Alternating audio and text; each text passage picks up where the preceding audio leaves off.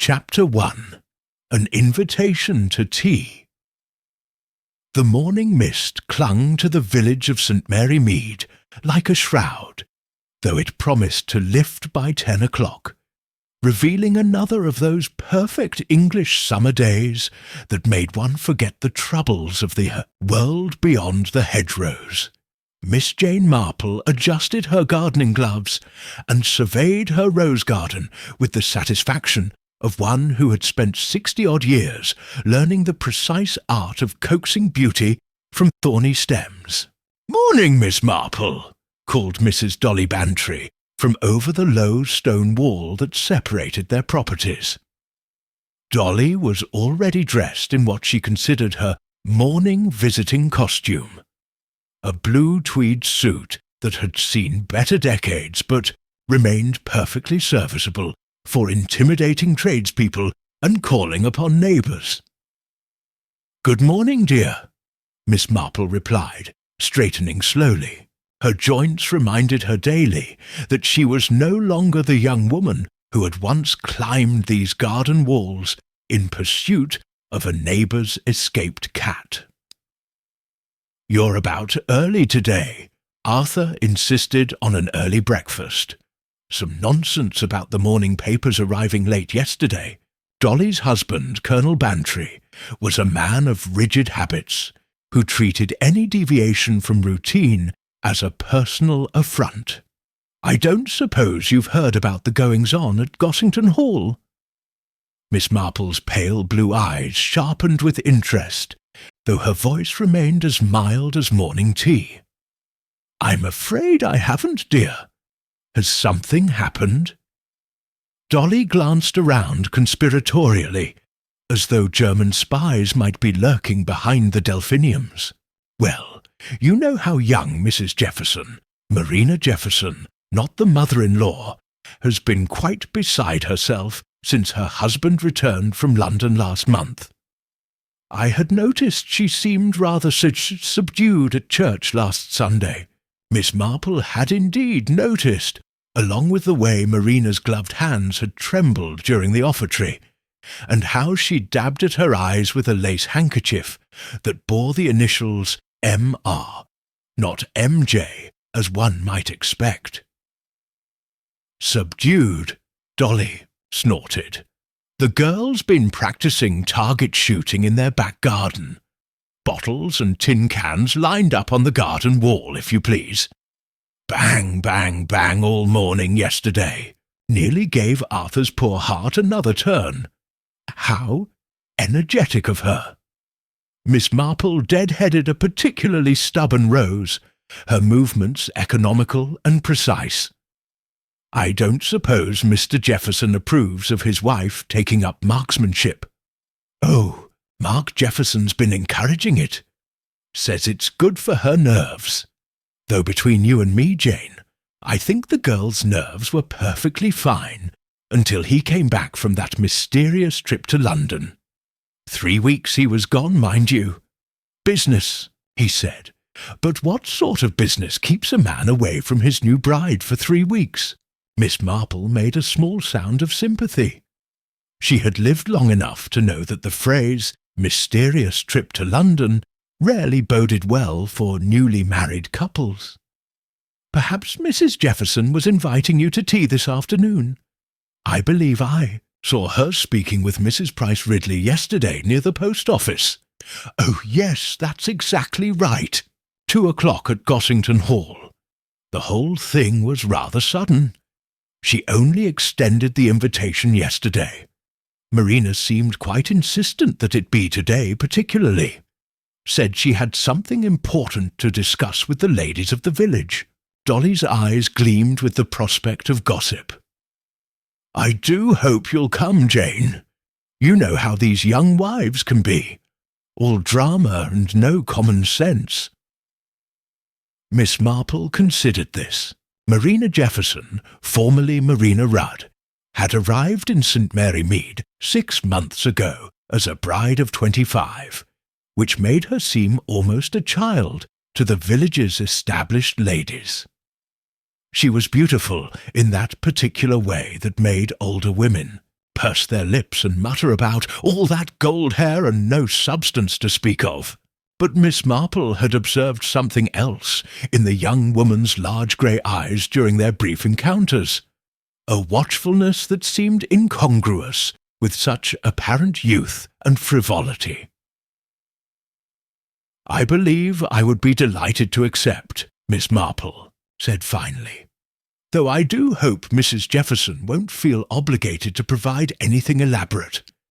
These young ladies sometimes exhaust themselves with preparations.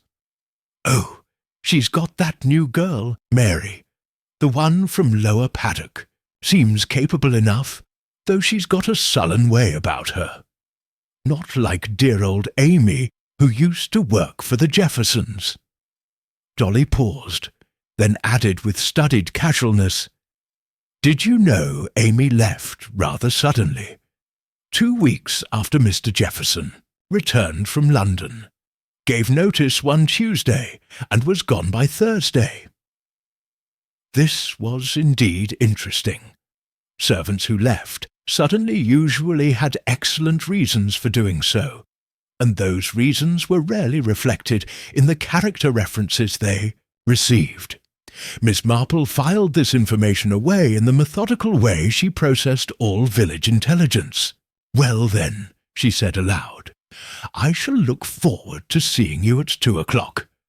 I believe I'll bring along some of those lemon biscuits I made yesterday. The recipe is from Mrs. Jameson's cousin in Surrey. Quite foolproof, though I did add just a touch more lemon zest than specified." After Dolly had departed with a wave and a promise to tell you everything I know about the Jefferson situation, which is considerably more than I've mentioned so far, Miss Marple returned to her roses. But her mind was no longer on the proper spacing of mulch or the early signs of black spot. She was thinking instead about the curious conjunction of events: a husband's mysterious absence, a wife's newfound interest in firearms, a servant's sudden departure, and now an urgent tea party called with less than a day's notice. In her experience, such convergences rarely indicated anything as innocent as a desire for ladies' companionship. As she worked among her flowers, Miss Marple found herself recalling another young wife she had known many years ago, pretty little, Rachel Summers, who had taken up archery after her husband's business trips became more frequent.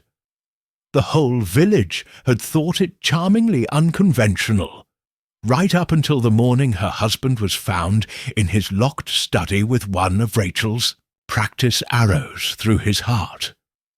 Of course, that had been different. Rachel Summers had been having an affair with the local doctor, and stood to inherit everything upon her husband's death.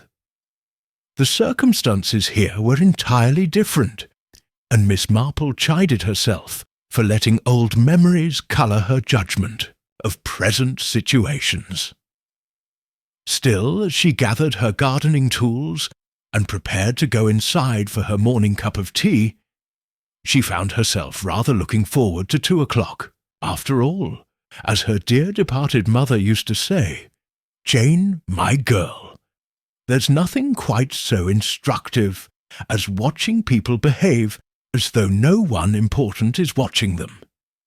And in Miss Marple's considerable experience, tea parties in village drawing rooms were precisely the sort of occasions where people forgot that someone was indeed watching, someone who understood that the most revealing truths were often hidden in the smallest of gestures, the briefest of glances, the pauses between carefully chosen words. Yes, 2 o'clock should prove most educational indeed. Chapter 2. Gathering Clouds. By 1:30, the morning mist had indeed lifted, just as Miss Marple had predicted, revealing a day so perfect it seemed almost theatrical in its beauty. The sky was the particular shade of blue that made visiting Londoners exclaim about real country air while the smell of honeysuckle drifted on a breeze that was just strong enough to set the church bells chiming their quarter hour with unusual clarity. Miss Marple adjusted the ribbon on her second-best hat, the one with the small cluster of silk forget-me-nots that her nephew Raymond had brought her from Paris several years ago. She had selected it carefully, knowing that the right hat could make all the difference in how seriously one was taken at village gatherings. Too grand, and one appeared to be putting on airs. Too modest, and one became invisible. The forget-me-not hat struck precisely the right note of genteel respectability, tinged with just enough style to suggest one was not entirely provincial.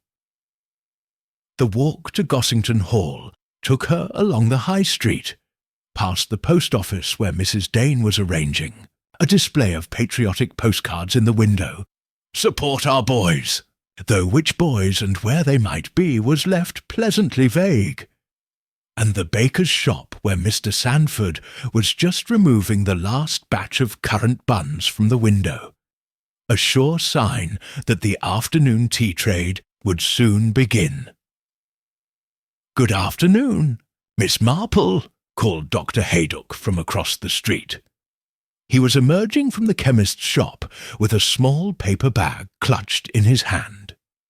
Even at a distance, Miss Marple noticed that his usually ruddy complexion appeared rather pale, and he seemed to be in considerably more hurry than his usual leisurely pace warranted.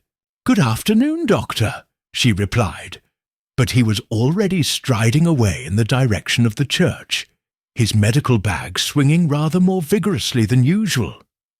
Miss Marple made a mental note. In her experience, doctors who shopped at the chemists during their afternoon rounds, rather than having medications sent to their surgeries, as was customary, were often dealing with situations that required discretion. The gates of Gossington Hall stood open, which was itself somewhat unusual. The Jeffersons typically kept them closed during the day, not from any sense of superiority, but simply because the hinges creaked abominably and could be heard throughout the house. Marina Jefferson, Miss Marple had observed, was the sort of young woman who was easily startled by unexpected sounds. The hall itself was a modest Georgian manor that had been in the Jefferson family for 3 generations. Nothing grand, 8 bedrooms, a servants' hall that hadn't seen servants in any great number since the First War, and gardens that were respectably maintained without being spectacular. Mark Jefferson's grandfather had made a comfortable fortune in textiles, comfortable enough to purchase a country house and establish his family as county people, though never quite enough to make them genuinely wealthy. As Miss Marple approached the front door, she could hear voices from the morning room, women's voices, animated, but with that particular quality that suggested they were discussing something both fascinating and faintly improper. She recognized Mrs. Price Ridley's penetrating tones immediately. "Well, I said to Harold, Harold, that's not the sort of thing one discusses at breakfast," followed by the more measured commentary of Mrs. Gladys Prothero, the vicar's wife. "One must be charitable, of course, but charity should not extend to wilful blindness." "Miss Marple, how lovely that you could come." Marina Jefferson appeared in the doorway, and Miss Marple was struck anew by how very young she looked.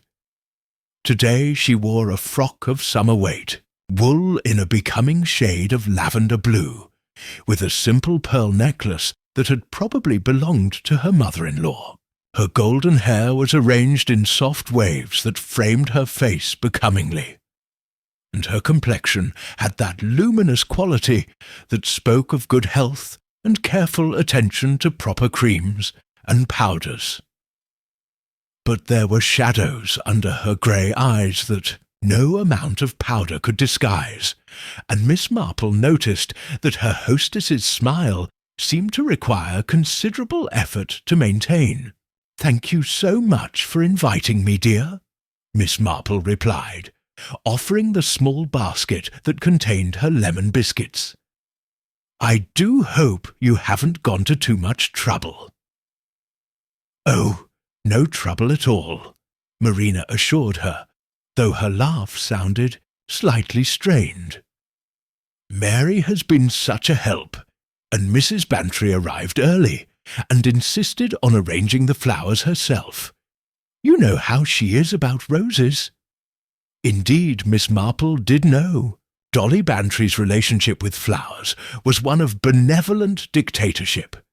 She arranged them as she thought they ought to be arranged, with no particular reference to their own preferences in the matter. They moved into the morning room, where the afternoon sun streamed through tall windows overlooking the garden. Miss Marple was pleased to see that the room had been arranged to encourage conversation. Several small groupings of chairs, rather than the formal circle that often characterized village tea parties, and made genuine discourse nearly impossible. Mrs. Price Ridley, resplendent in navy blue, with a quantity of jet beading that suggested deep mourning, though her husband had been dead for fully 7 years, nodded graciously from her position near the fireplace. Beside her sat Mrs. Prothero, whose gentle demeanour concealed a mind like a steel trap when it came to moral complexities and village politics. "And here's dear Mrs. Hartnell," Marina announced as another guest appeared in the doorway. Miss Marple smiled with genuine pleasure. Caroline Hartnell was one of those rare creatures, a genuinely kind woman whose good heart was matched by good sense and an almost supernatural ability to navigate the treacherous waters of village social life without making enemies. "I'm so sorry I'm late," Mrs. Hartnell said, slightly breathless. "I was detained by the most extraordinary thing. You know that new girl who's working for the Jeffersons? Mary something." "Mary Pritchard," Marina supplied, and Miss Marple noted that there was a slight tightening around her eyes when the name was mentioned. "Yes, well, I encountered her coming out of Dr. Haydock's surgery looking absolutely dreadful, quite pale and shaky. I asked if she was feeling poorly, naturally, and she practically ran away from me. Most peculiar behaviour." "Oh dear," Marina said, and Miss Marple observed that her hostess's hands had begun to fidget with the pearl necklace. "I do hope she's not coming down with something. She seemed perfectly well this morning when she was preparing the tea things." "Speaking of tea," Mrs. Bantry interjected with the subtle authority of one who had appointed herself unofficial coordinator of the afternoon's refreshments, "I believe everything is ready. Shall we?" Miss Marple settled herself in a chair that afforded an excellent view of both the room and the garden beyond the windows. As Marina Jefferson poured tea with hands that trembled almost imperceptibly, Miss Marple found herself thinking about timing. Dr. Haydock leaving the chemist's shop, Mary Pritchard visiting his surgery, Mrs. Jefferson calling an urgent tea party, all within the space of a few hours. In her considerable experience with village life, Miss Marple had learned that such convergences were rarely coincidental. They were rather like the several small brooks that converged to form the river that ran behind the village, separate streams of events and circumstances flowing together towards some inevitable confluence. As she accepted her cup of tea and complimented Marina on the delicate china, Royal Albert, she noted with the old country roses pattern that had been popular when Marina's mother-in-law was a young bride. Miss Marple settled back to watch and listen.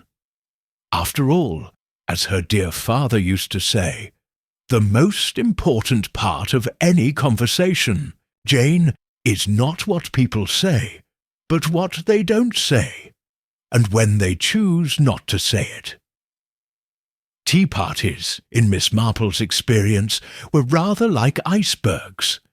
The greater portion of their significance lay beneath the surface, waiting to be discovered by those patient enough to watch the subtle currents and alert enough to notice when the temperature suddenly changed.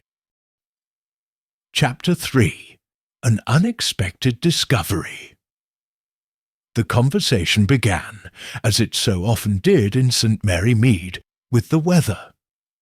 This was not, Miss Marple reflected, because the residents found meteorology particularly fascinating, but because it provided a safe neutral ground from which to venture into more interesting territory, rather like testing the depth of water with one's toe before plunging in. Such a lovely day after that dreadful week we had in April, Mrs. Price Ridley declared, settling her considerable bulk into her chair with the air of one taking possession. Though I must say Harold always maintained that changeable weather was a sign of moral decay in society. A nation that cannot regulate its climate, he used to say, cannot regulate its people. Miss Marple suppressed a smile. Harold Price Ridley had been dead for 7 years, yet his wife continued to quote him as though he were an oracle of particular wisdom, rather than a man whose greatest achievement had been the successful management of a small agricultural supply business. "I find the garden responds so beautifully to these warm afternoons," Marina Jefferson said, her voice carrying that breathless quality of someone determined to keep conversation flowing. "The roses in particular have been simply magnificent this year. Yes, I noticed you've been doing quite a bit of entertaining in the garden lately," Mrs. Bantry observed with studied casualness. Such an energetic sound, target practice. Though I must say, my dear, I'm not entirely certain the roses appreciate the vibrations. Marina's teacup rattled very slightly against its saucer. "Mark suggested I take up shooting. He says it's good for one's nerves."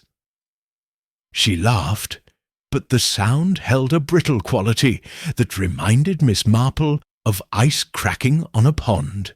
"He learned to shoot in the army, you know. Says every woman should know how to protect herself." "How progressive," murmured Mrs. Prothero. "Though I confess I'm rather old-fashioned. I've always felt that the best protection for a woman was a good character and the respect of her neighbours." "Of course," Marina agreed quickly. "I didn't mean to suggest.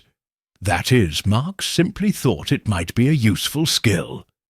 Rather like learning to drive a motor car or balance a household budget." Miss Marple noticed that Marina's fingers had been pleating and unpleating the fabric of her skirt throughout this exchange. It was a small gesture, almost unconscious, but one that spoke of considerable inner agitation. "Speaking of useful skills," Mrs. Hartnell interjected kindly, clearly sensing the younger woman's discomfort, "I must compliment you on these cucumber sandwiches. The bread is cut to exactly the right thickness, and the butter is perfectly distributed. My cook never seems to achieve such consistency." "Oh, that's Mary's doing," Marina said, and Miss Marple noticed the quick glance toward the door. "She's proved quite capable, though she's still learning our preferences. Some mornings I feel I hardly know where I am with her. New servants can be so trying," Mrs. Price Ridley agreed. "They haven't the training of the old days. Why, my dear departed mother had a parlour-maid who stayed with the family for 43 years. 43 years! Nowadays they come and go like leaves. In autumn Your previous girl, Amy wasn't it, left rather suddenly, didn't she? Mrs. Bantry asked. Miss Marple admired the casual way Dolly could insert even the most pointed questions into conversation, like a surgeon making an incision with a particularly sharp scalpel. Marina's composure wavered visibly. Yes, Amy. There were some family circumstances that required her immediate attention. We quite understood, of course. Family circumstances? Mrs. Bantry pressed gently. Nothing serious, I hope. I believe there was some illness. We didn't like to pry naturally. Marina set down her teacup with more force than necessary. Shall I ring for fresh tea? This pot seems to have gone rather cool. Before anyone could respond, the sound of footsteps in the hallway announced a new arrival. The morning room door opened, and Mary Pritchard appeared, carrying a fresh tea service on a silver tray. Miss Marple studied the girl with interest, comparing her with Mrs. Hartnell's description of someone who had looked absolutely dreadful just hours earlier. Mary appeared to be in her early 20s, with the sort of angular features that would probably be quite striking once she gained confidence and learned to carry herself properly. Her dark hair was neatly arranged beneath a starched cap, and her black dress and white apron were impeccable. But there was something in her dark eyes, a wariness that seemed excessive for someone whose only responsibility was serving tea to village ladies. "Thank you, Mary," Marina said, her voice carefully controlled. "Just set it on the side table, please." As Mary bent to arrange the tea service, Miss Marple noticed several things simultaneously. The girl's hands were shaking quite noticeably. There was a small bandage on her left wrist, partially concealed by her sleeve, and she kept glancing toward the windows that overlooked the garden with an expression that could only be described as fearful. "Will that be all, ma'am?" Mary asked in a voice barely above a whisper. "Yes, thank you. We'll manage quite well on our own." Marina's tone was kind but dismissive, and Mary curtsied quickly before hurrying from the room. "The poor child does seem rather nervous," Mrs. Hartnell observed once the door had closed. "Perhaps she's not used to serving tea to so many ladies at once. Or perhaps she's heard the local gossip," Mrs. Price Ridley suggested with a meaningful look. "Servants do talk among themselves, you know. Kitchen maids, gardeners' boys, delivery men. They form quite a network of communication." "What sort of gossip?" Marina asked, though Miss Marple noticed that her hostess seemed to shrink slightly into her chair as she posed the question. Mrs. Price Ridley assumed the expression of someone about to impart particularly significant information. "Well, my dear, I hardly like to mention it, but I'm sure you must be aware. There have been some rather curious stories circulating about your husband's recent trip to London." The silence that followed seemed to expand like ripples on a pond. Miss Marple observed that Marina Jefferson's face had gone quite pale, except for two bright spots of colour high on her cheekbones. "Stories?" Marina repeated in a voice that had gone suddenly very steady, the sort of steadiness that, in Miss Marple's experience, often preceded either hysterics or violence. "Oh, nothing specific, you understand," Mrs. Price Ridley continued, evidently enjoying the effect of her words. "Simply observations about the frequency of his travels lately, and the peculiar coincidence that his absences seem to correspond with certain social events in London that my cousin mentions in her letters." Miss Marple found herself thinking of a cat she had once observed stalking a particularly plump pigeon. The cat had possessed exactly the same expression of satisfied anticipation that Mrs. Price Ridley wore now. Marina Jefferson set down her teacup and stood rather abruptly. "I'm afraid you'll have to excuse me for just a moment.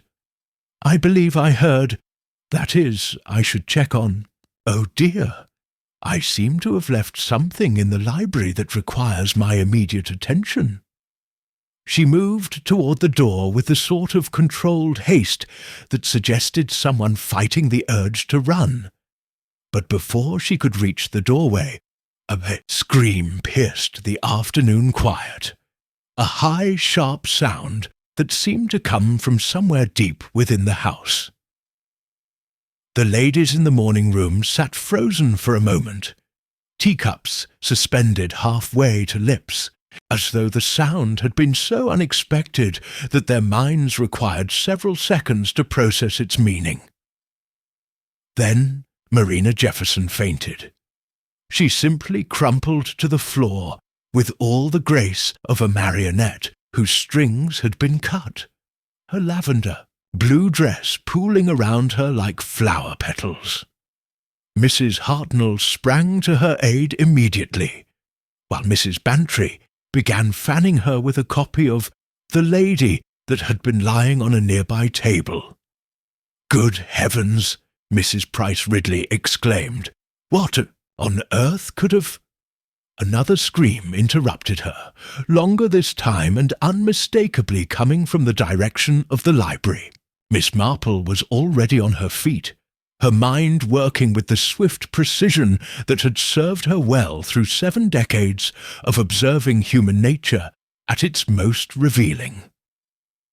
"Perhaps," she said quietly, "someone should investigate that disturbance, and I rather think we should send for Dr. Haydock immediately."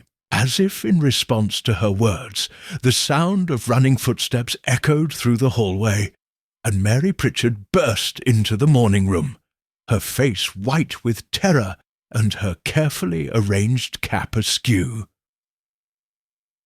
"Oh, ma'am," she gasped, addressing the room in general rather than anyone in particular. "Oh, ma'am, you must come in the library. There's been— oh, dear God, there's been an accident." Miss Marple stepped forward with the quiet authority that came naturally to her in moments of crisis. "What sort of accident, my dear?" Mary looked at her with wide, frightened eyes. "It's Mr. Jefferson, ma'am. He's dead, shot through the head, and there's blood everywhere." The afternoon sun continued to stream through the windows of the morning room, illuminating the scene like a stage set. Marina Jefferson unconscious on the Persian carpet, 4 village ladies standing in various attitudes of shock and dismay, and a terrified servant girl whose news had just shattered the peaceful facade of a St. Mary Mead tea party. Chapter 4. The Aftermath. The first few minutes following Mary Pritchard's announcement passed in a blur of activity that would later prove remarkably difficult for anyone to recall with precision. Mrs. Hartnell continued to minister to the unconscious Marina Jefferson with smelling salts produced from her handbag, with the efficiency of someone who had attended many village emergencies. Mrs. Bantry assumed command of the situation with the natural authority of a colonel's wife, dispatching Mary to telephone for both Dr. Haydock and the police, while Mrs. Prothero murmured prayers under her breath, and Mrs. Price Ridley sat heavily in her chair, fanning herself with increasing vigour. Miss Marple, however, remained perfectly still, her pale blue eyes moving methodically around the room, noting details with the precision of someone taking inventory. Marina Jefferson's position on the floor, the overturned teacup beside her chair, the faint smear of lipstick on the rim of her cup, the way her handbag had fallen open to reveal a small silver compact, and what appeared to be a folded slip of paper. Perhaps Miss Marple suggested gently. "We should ensure that no one disturbs the scene in the library until the authorities arrive." Mrs. Bantry looked up from where she was trying to make Marina more comfortable with a cushion from one of the chairs. "Yes, of course, though I must say, this is perfectly dreadful, poor Marina, and on such a lovely day too. Shall I go and, that is, should someone check?" Mrs. Hartnell began, then trailed off with a visible shudder. "I think it best if we all remain together," Miss Marple said quietly. "Dr. Haydock will be here shortly, and I'm sure the police will want to speak with all of us." It was at that moment that the sound of a motor car could be heard, coming up the drive at considerable speed. Mrs. Bantry peered out the window. "That will be Dr. Haydock. Remarkably quick, though I suppose Mary must have made it sound quite urgent." Dr. Haydock appeared in the doorway less than 2 minutes later, his medical bag in hand, and his ruddy face even redder than usual from what appeared to have been a rather hasty drive. Miss Marple noted that he still carried the small paper bag from the chemist's shop clutched in his left hand as though he had forgotten its existence. "Good God," he said, taking in the scene before him. "What's happened here?" "Oh, Doctor," Mrs. Hartnell said with evident relief. "Mrs. Jefferson has fainted, and there's been a terrible accident in the library." Dr. Haydock knelt beside Marina, checking her pulse and lifting her eyelids to examine her pupils. As he did so, Miss Marple observed that his hands were trembling slightly, unusual for a man who had been practicing medicine for more than 20 years and had surely seen his share of emergencies. "She's coming around," he announced. "Mrs. Jefferson, can you hear me?" Marina's eyelids fluttered, and she made a small sound that might have been either distress or confusion. Her grey eyes opened slowly, unfocused at first, then gradually taking in the concerned faces surrounding her. "What? Oh!" The memory clearly returned to her all at once, for she attempted to sit up quickly, then swayed alarmingly. "Mark, someone said, is he really—" Now, Dr. Haydock said in his professional voice. "Let's get you into a chair first. You've had quite a shock." With Mrs. Hartnell's assistance, they managed to help Marina to a seat. She accepted a glass of water gratefully, though Miss Marple noticed that her hands shook so violently that Mrs. Hartnell had to steady the glass. "Doctor," Mrs. Bantry said in a lowered voice, "we were told that Mr. Jefferson that there's been an accident in the library. A shooting accident." Dr. Haydock's face grew even graver. "I see. Has anyone else been in there? Has anything been disturbed?" "Mary, the maid, found him," Marina said in a voice that seemed to come from a great distance. "She screamed, and then she came to tell us. No one else has— we didn't—" "Quite right," the doctor said briskly. "Now, I'm afraid I must ask all of you to remain here while I examine the scene. The police will need to speak with everyone, and it's important that nothing be disturbed." He moved toward the door, then paused and turned back.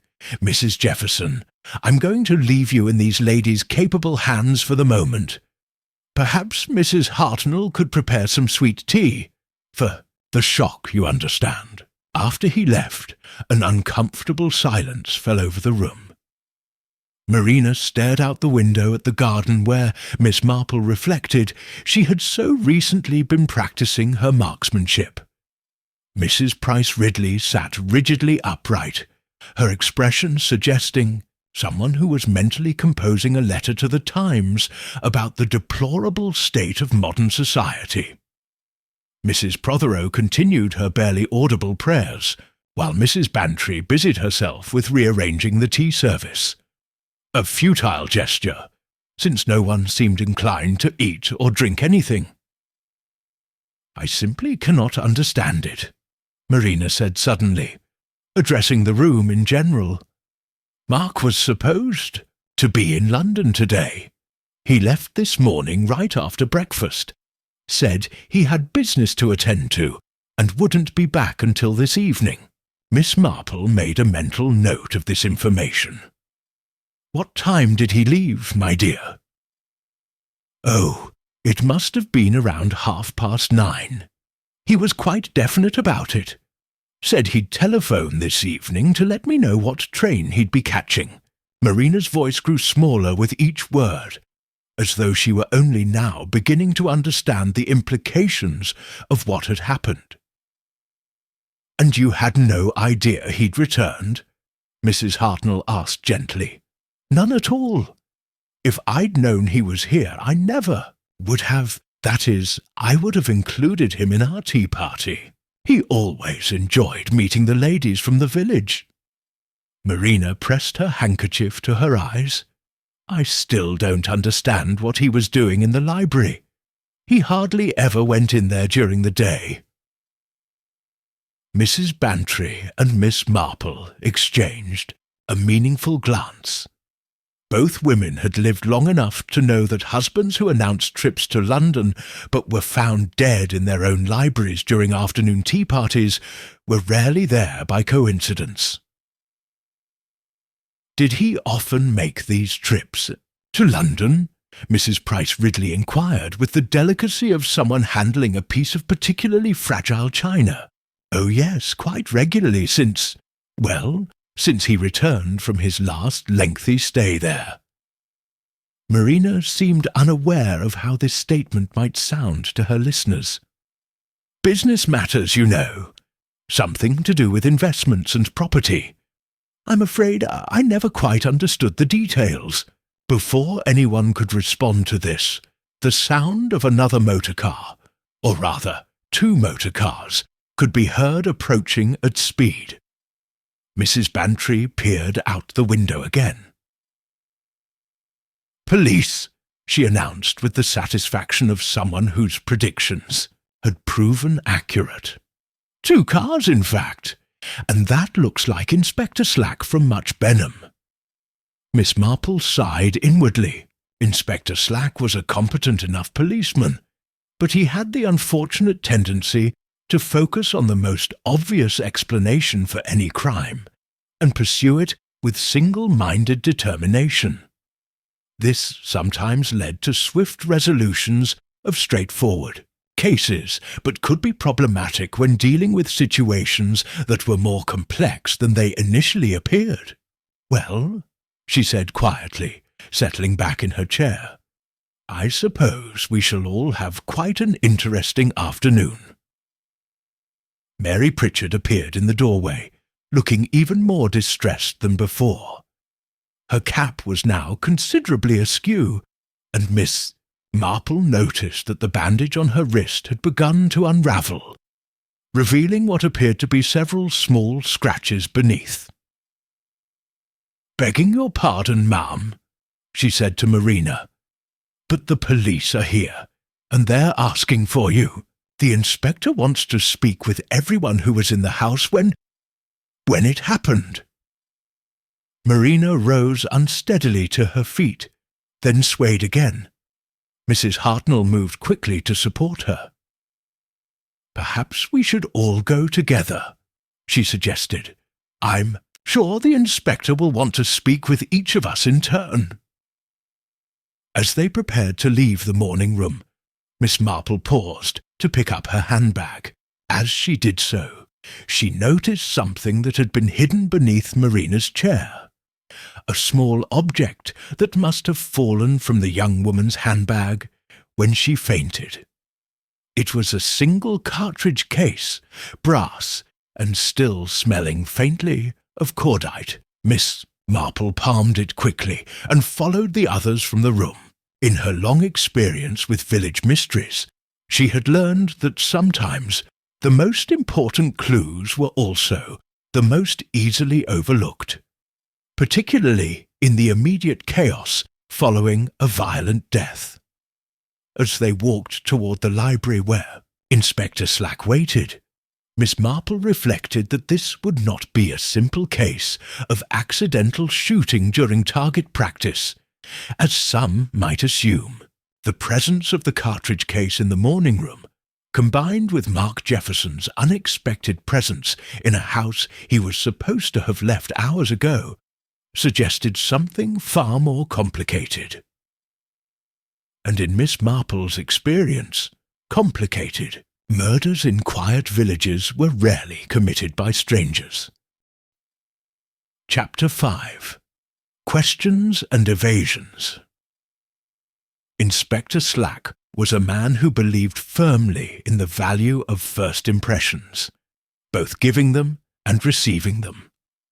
He stood in the entrance hall of Gossington Hall, with his notebook already in hand, his sharp dark eyes taking inventory of the assembled ladies with the efficiency of someone conducting a military inspection.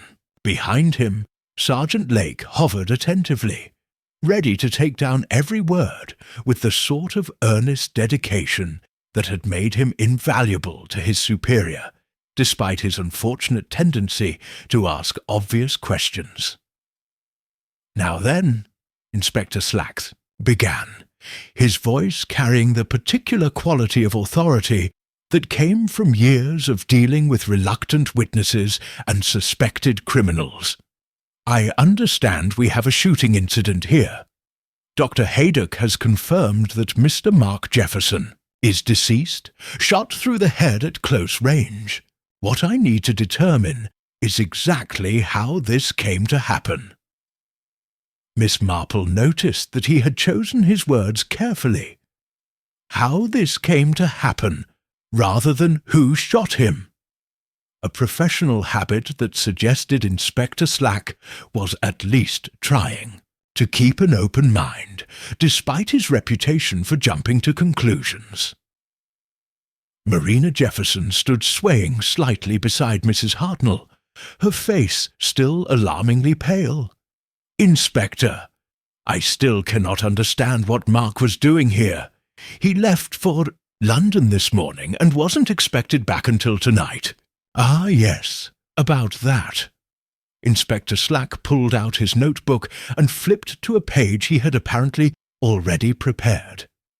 According to Dr. Haydock's preliminary examination, Mr. Jefferson has been dead for at least an hour, possibly 2. That would place the time of death between 1:30 and 2:30. Miss Marple felt the small brass cartridge case in her handbag, as though it had suddenly grown hot. 1:30 to 2:30 would cover the period just before and during the early part of the tea party. "But that's impossible," Marina protested. "We've all been together in the morning room since 2:00. If someone had shot Mark, surely we would have heard the sound." "About that," Inspector Slack said, examining his notebook again. "Dr. Haydock mentioned that you've been practicing target shooting recently, Mrs. Jefferson, using the same type of weapon that killed your husband, a small-caliber sporting rifle." The silence that followed was so complete that Miss Marple could hear the grandfather clock in the hallway ticking. She noticed that Mary Pritchard, who had been standing near the servants' door, took a small step backward, as though trying to make herself invisible. "Yes, I have been practicing," Marina admitted, her voice barely above a whisper. "Mark encouraged me to learn. He said it was a useful skill for a woman living in the country." "And where exactly did these practice sessions take place?" "In the back garden. Mark set up targets along the old garden wall." Marina's hands twisted together. "But, Inspector, surely you don't think I would—" "I'm not thinking anything yet, Mrs. Jefferson," Inspector Slack interrupted, though his tone suggested otherwise. "I'm simply gathering facts. Now, When was your last practice session?" Marina hesitated, and Miss Marple observed that the young woman's eyes flickered briefly toward Mary Pritchard before answering. "Yesterday afternoon, around 2 o'clock. "And where is this rifle now?" I don't know. Mark usually put it away after my practice sessions. I assumed it was in his gun cabinet in the study." Inspector Slack made a note, then looked up sharply. "I'll need to examine this gun cabinet, of course. Do you have the key?" Mark always kept it on his key ring. Marina's voice grew smaller with each word.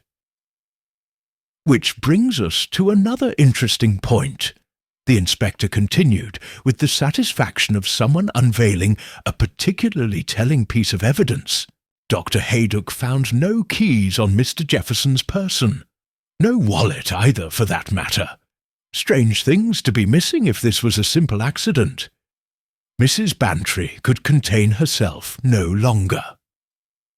"Inspector Slack, surely you're not suggesting that—" "Marina, that Mrs. Jefferson could have—" "The very idea is preposterous."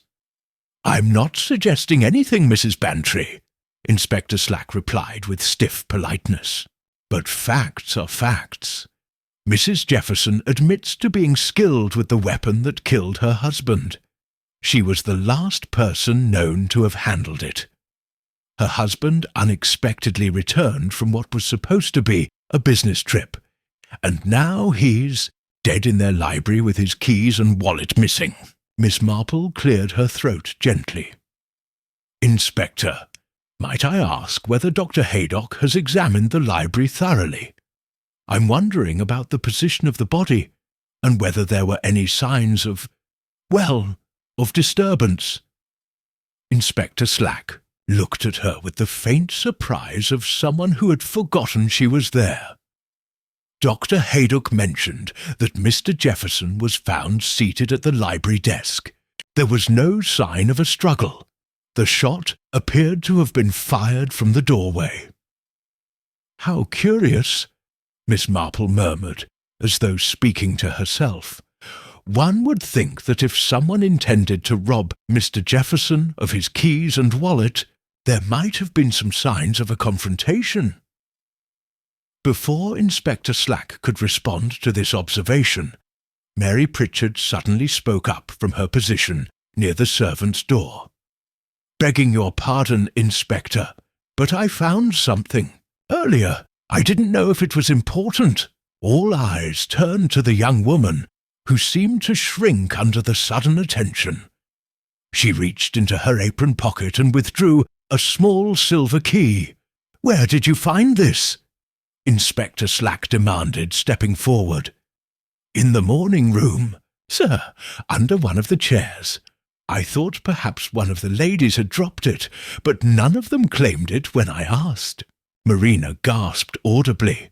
"That's Mark's gun cabinet key. But how could it be in the morning room?" Mary looked genuinely bewildered. "I don't know, ma'am. I found it when I was tidying up after serving the tea. It was right under Mrs. Jefferson's chair." Miss Marple felt the cartridge case in her handbag again. Two key pieces of evidence found under Marina Jefferson's chair seemed rather too convenient to be coincidental. Either someone was being very careless, or someone was being very clever indeed. Inspector Slack was making rapid notes, and Miss Marple could practically see the theory forming in his mind. Marina Jefferson had shot her husband with the rifle, taken his keys and wallet to make it look like robbery, then returned to the morning room to play the innocent hostess. But in her haste and shock, she had dropped the gun cabinet key. It was neat, logical, and almost certainly wrong. "Mrs. Jefferson," Inspector Slack said, his tone now decidedly more official, "I'm afraid I must ask you some rather direct questions. Were you aware that your husband had returned to the house today?" "No, I told you. He left for London this morning." "And yet he's here, shot dead with a weapon you know how to use, and the key to the gun cabinet was found under your chair." "I don't understand how that's possible," Marina protested, tears beginning to form in her eyes. "I never touched that key today. I haven't been near the gun cabinet." "Inspector," Mrs. Prothero interjected quietly, "might it not be possible that someone else put the key there?" After Mrs. Jefferson had taken her seat. Inspector Slack turned to look at the vicar's wife with barely concealed irritation. "And who might have done that, Mrs. Prothero?" "Well, any of us, I suppose, or the maid when she was serving tea, or—" Mrs. Prothero paused, as though struck by a sudden thought. "Inspector, has anyone checked to see whether Mr. Jefferson's motor car is here?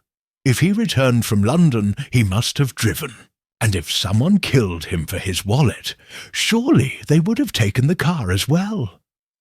This was such an obviously sensible question that Inspector Slack looked momentarily nonplussed. "Sergeant Lake," he barked, "go and check the garage immediately." After Lake had departed, Inspector Slack turned his attention to the other ladies present. "And now then, I'll need to speak with each of you individually about what you observed this afternoon. We'll start with you, Mrs. Price Ridley, since I understand you know the family well." Mrs. Price Ridley drew herself up with the dignity of someone being asked to perform a civic duty. "Certainly, Inspector, though I must say this is all quite shocking. Poor Mark Jefferson, shot down in his own home. Whatever is the world coming to?" As the inspector led Mrs. Price Ridley toward the library for private questioning, Miss Marple found herself watching Mary Pritchard carefully.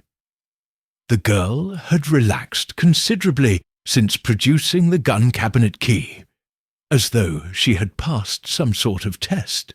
But Miss Marple noticed that the bandage on her wrist had unravelled further, revealing what were unmistakably fresh scratches, the sort one might get from pushing through thorny garden hedges.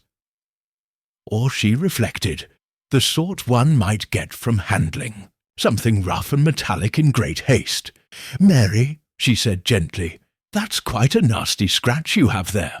However did you manage it?" Mary looked down at her wrist as though surprised to see it. "Oh, that! I caught it on the rose bushes this morning. Mrs. Jefferson asked me to cut some flowers for the morning room, and I wasn't as careful as I should have been." "How thoughtful of Mrs. Jefferson," Miss Marple said in her mildest tone, "though I don't recall seeing any fresh roses in the morning room during our tea party." Mary's face flushed. "Well, that is, they were for the hall table. I put them there before the ladies arrived." Miss Marple nodded pleasantly, though she had noticed no flowers on the hall table either. In her experience, when people began creating elaborate explanations for simple questions, it was usually because the truth was something they preferred not to discuss. Sergeant Lake returned from his inspection of the garage with a puzzled expression.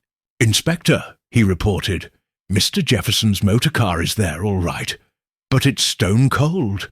Engine hasn't been run today at all." Inspector Slack frowned. "You're certain?" "Quite certain, sir. And the dust on the bonnet hasn't been disturbed. If he drove to London this morning and back again, it wasn't in that car." Miss Marple exchanged glances with Mrs. Bantry. If Mark Jefferson hadn't left in his own car, and if he had been in the house for several hours before his death, then someone had been lying. The question was who and why. As if reading her thoughts, Inspector Slack turned back to Marina Jefferson. "Mrs. Jefferson, if your husband didn't take his car to London, how exactly did he travel?" Marina looked genuinely bewildered. I don't know," I assumed he had taken the car. He usually did for business trips. Perhaps he took a cab to the A station? We'll check with the station, Inspector Slack said grimly. But in the meantime, I think you should know that I'm considering you as the primary suspect in your husband's murder. The words fell into the afternoon quiet, like stones into still water. Miss Marple watched as Marina Jefferson swayed once more, then seemed to gather some inner strength. "Inspector," she said with a dignity that surprised everyone present, "I did not kill my husband. But I fear that someone in this house did, and they're quite content to let me take the blame for it." Chapter 6. Secrets begin to surface. Inspector Slack's interviews proceeded with the methodical efficiency of a man who believed that persistence would eventually reveal the truth, much as water eventually wears away stone.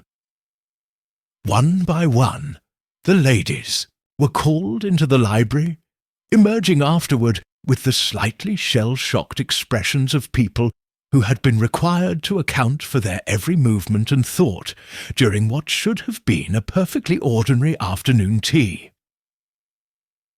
Mrs. Price Ridley was the first to emerge, her considerable bulk quivering with indignation. "Really?" she announced to the remaining ladies. "The questions that man asks! As though any of us would have the slightest reason to harm poor Mark Jefferson.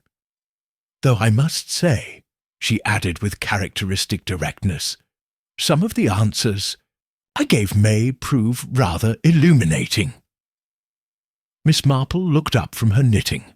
She had retrieved her work-bag from the morning room, and found that the familiar rhythm of stitches helped her think clearly. "Indeed, Mrs. Price Ridley.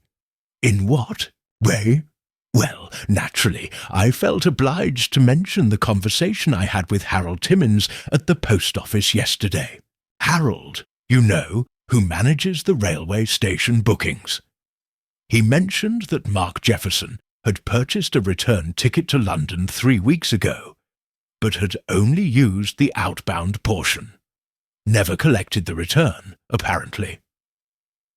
Mrs. Bantry looked up sharply. 3 weeks ago? But Marina said his last trip was only last month. "Exactly," Mrs. Price Ridley said with satisfaction. "And Harold was quite certain, because Mark had specifically requested the return portion be held for an indefinite period. Most unusual arrangement, according to Harold." Miss Marple's needles paused in their movement. "How very curious! One wonders why a man would purchase a return ticket and then not use it. Unless, of course, he had found an alternative means of returning. Or," Mrs. Hartnell suggested quietly, "unless he never intended to return at all, say." Prothero emerged from her interview at that moment, looking somewhat troubled. "Inspector Slack is very thorough," she observed, settling herself in a chair near the others.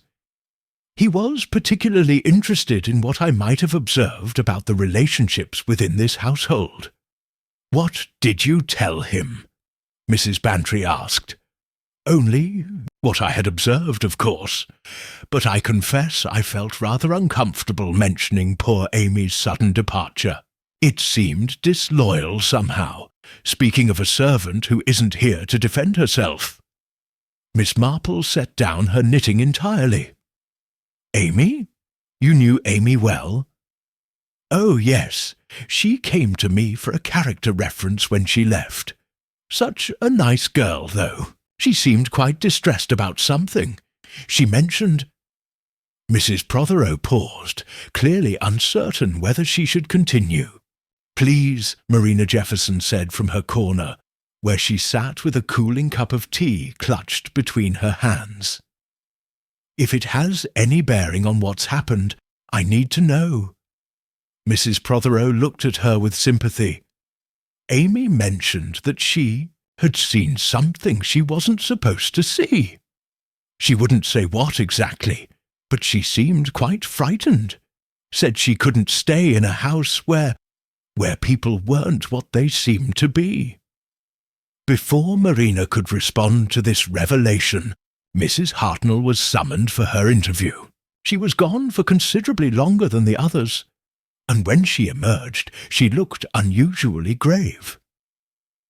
"Inspector Slack," she announced, "is a very astute man. He asked me some rather pointed questions about Dr. Haydock's arrival this afternoon." "About his arrival?" Miss Marple inquired gently. "Yes. Apparently, Mary had telephoned for both the doctor and the police immediately after finding Mr. Jefferson. But Inspector Slack timed the drive from Dr. Haydock's surgery, and it should have taken at least 12 minutes. The doctor arrived in less than 8. Mrs. Bantry frowned. Perhaps he was already nearby, making another call? "That's just it," Mrs. Hartnell continued. "The inspector checked Dr. Haydock's appointment book. He had no call scheduled for this afternoon after 2 o'clock. He should have been at his surgery when Mary telephoned." Miss Marple found this information particularly interesting, especially when combined with her earlier observation of Dr. Haydock leaving the chemist's shop with a paper bag and arriving at Gossington Hall still carrying it. "Mrs. Bantry," Inspector Slack's voice called from the library, "if you would join me, please." As Mrs. Bantry made her way to her interview, Miss Marple noticed that Mary Pritchard had reappeared and was hovering near the servants' door, clearly listening to their conversation. The girl's face was pale, and she kept glancing toward the windows as though expecting to see something or someone in the garden. "Mary," Miss Marple said kindly, "you look as though you could use a cup of tea yourself. This has been a difficult day for everyone." Mary approached hesitantly. "Thank you, miss, but I don't think it's my place. And besides, I keep thinking I should check on things. The house feels all wrong today, if you understand me." "Indeed I do," Miss Marple replied. "I imagine it's been particularly difficult since Amy left so suddenly. I suppose you've had to take on many of her duties as well as your own." Mary's eyes widened slightly. "You knew Amy, miss?" "Not personally, but I've heard she was very well regarded." Mrs. Prothero mentioned that Amy seemed upset about something just before she left. You worked alongside her. Did she confide in you at all? Mary glanced around nervously, then leaned closer. "Amy was scared, miss. Said she'd seen something she wasn't meant to see. Something about Mr. Jefferson and his trips to London." "What sort of something?" "She wouldn't say exactly, but the night before she gave her notice, she came to my room crying. Said Mr. Jefferson wasn't the man Mrs. Jefferson thought he was, and that Mrs. Jefferson deserved better than to be." Mary stopped abruptly, as though realizing she had said too much. "To be what, my dear?" Mary shook her head firmly. "I've said too much already. Amy made me promise not to repeat what she told me, and I've already broken that promise once today." "Once today? To whom?" I can't say, miss, but I think maybe I made a mistake." Before Miss Marple could pursue this intriguing statement further, Mrs. Bantry emerged from the library, looking distinctly ruffled. "Well," she declared, "Inspector Slack has some very interesting theories. Apparently, he's discovered that Marple Jefferson was being blackmailed." The silence that followed this announcement was so profound that even the grandfather clock seemed to tick more quietly. Marina Jefferson's teacup clattered to the floor, shattering on the polished wood. "Blackmailed? But that's impossible. Mark would have told me." We had no secrets from each other." Mrs. Bantry looked at her with genuine sympathy. "My dear, Inspector Slack found evidence in the library. Letters, apparently, demanding money in exchange for silence about certain indiscretions during his recent stays in London." "What sort of indiscretions?" Mrs. Price Ridley demanded with the bluntness of someone who had never been accused of excessive delicacy. "The inspector wasn't specific," Mrs. Bantry admitted. "But he mentioned something about a woman named Rosemary Carson, and gambling debts, and—" She paused, looking uncomfortable. "And the suggestion that Mark Jefferson had been stealing from his business partners to pay for both." Marina stood up so abruptly that her chair tipped backward. "I don't believe it. Mark wasn't a gambler, and he certainly wouldn't steal. And I've never heard of any Rosemary Carson." "Nevertheless," Mrs. Bantry continued gently, "the letters exist. And according to Inspector Slack, the blackmailer had demanded a final payment of £500 to be delivered today at 2 o'clock. Miss Marple felt several pieces of the puzzle shift in her mind. A blackmail payment at 2 o'clock. Mark Jefferson found dead around the same time. The mysterious London trips, the unused return ticket, Amy's fearful departure, and a servant who knew more than she was saying.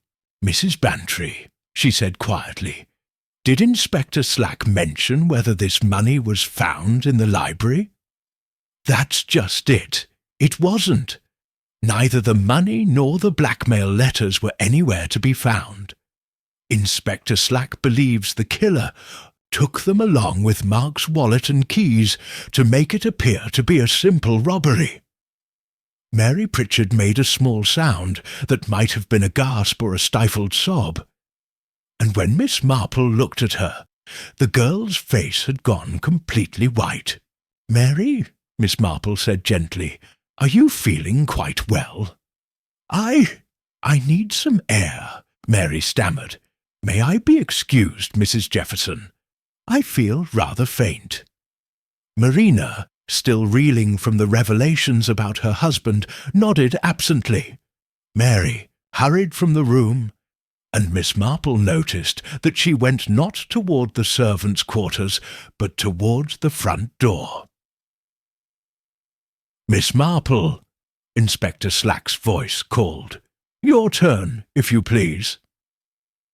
As Miss Marple gathered her knitting and made her way to the library, she reflected on the emerging picture of Mark Jefferson, a man living a double life, involved with another woman, gambling, stealing, and being blackmailed.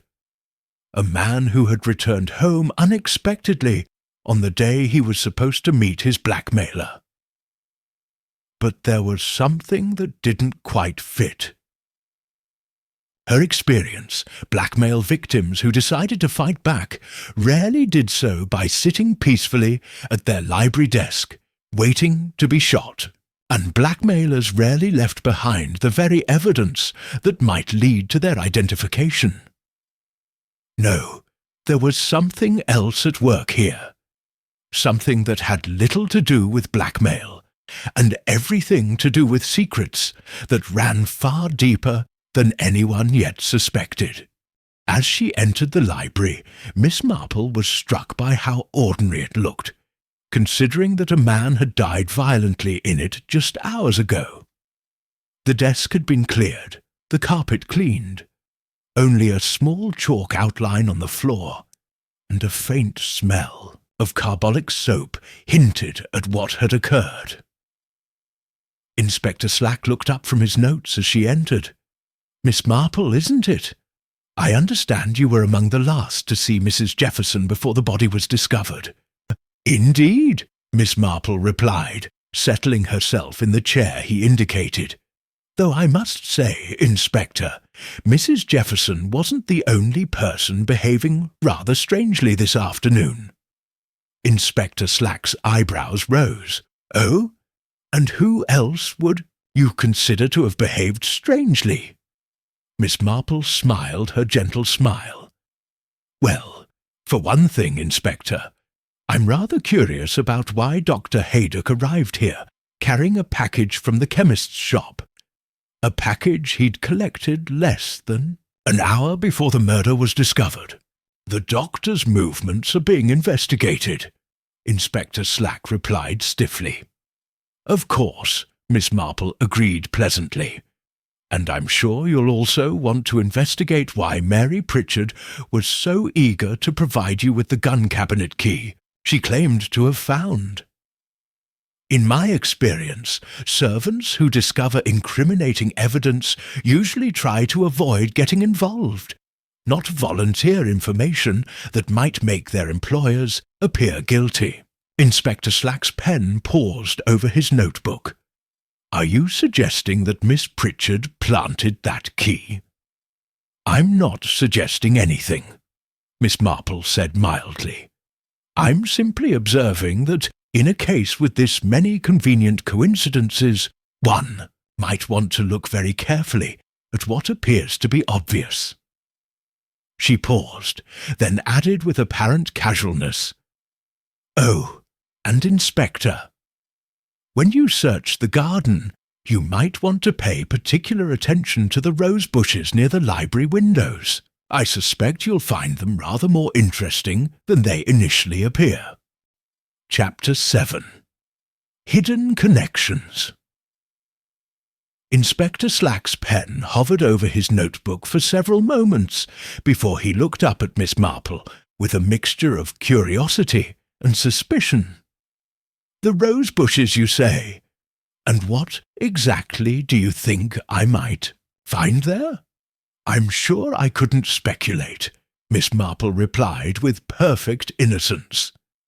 "Though I did notice that both Mary Pritchard and Mrs. Jefferson mentioned rose-cutting this morning. Sometimes the same activity mentioned by different people takes on quite different significance. You're speaking in riddles, Miss Marple." "Not riddles, Inspector, merely observations.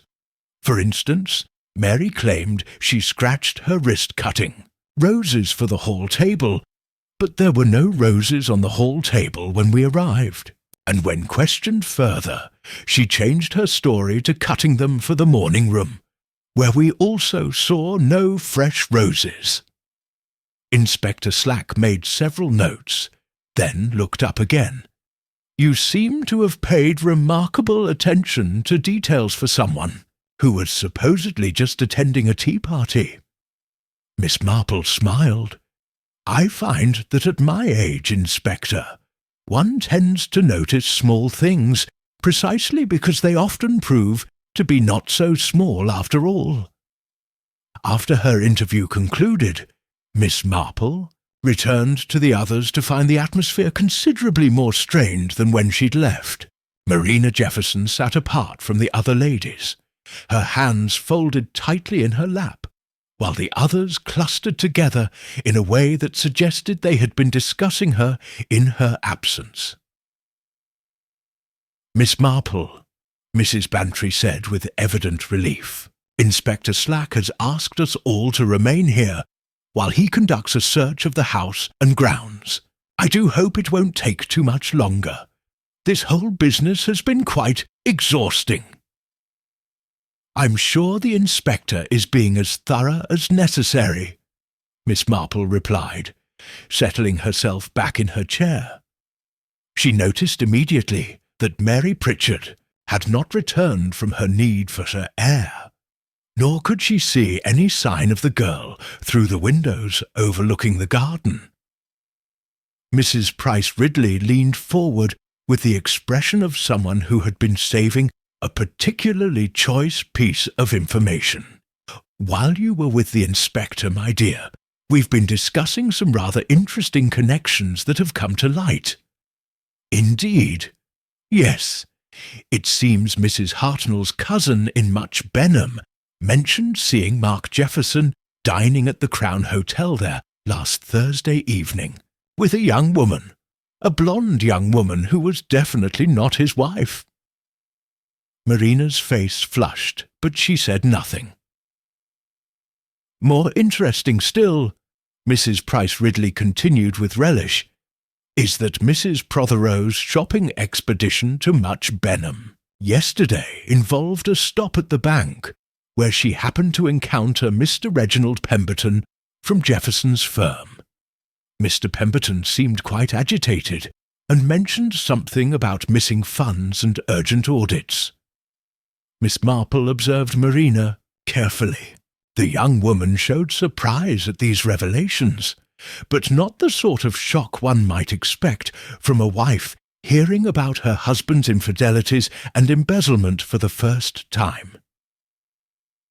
"Marina," Mrs. Hartnell said gently, "did you have any idea about any of this?" Marina was quiet for so long that Miss Marple began to wonder if she intended to answer at all. When she finally spoke, her voice was barely above a whisper. "I knew something was wrong. Mark had been different since his last trip to London. Distant. Sometimes he would receive telephone calls that he would take in the study with the door closed, and there were letters that he would burn after reading." "Why didn't you say anything earlier?" Mrs. Bantry asked. "Because I hoped I was imagining things.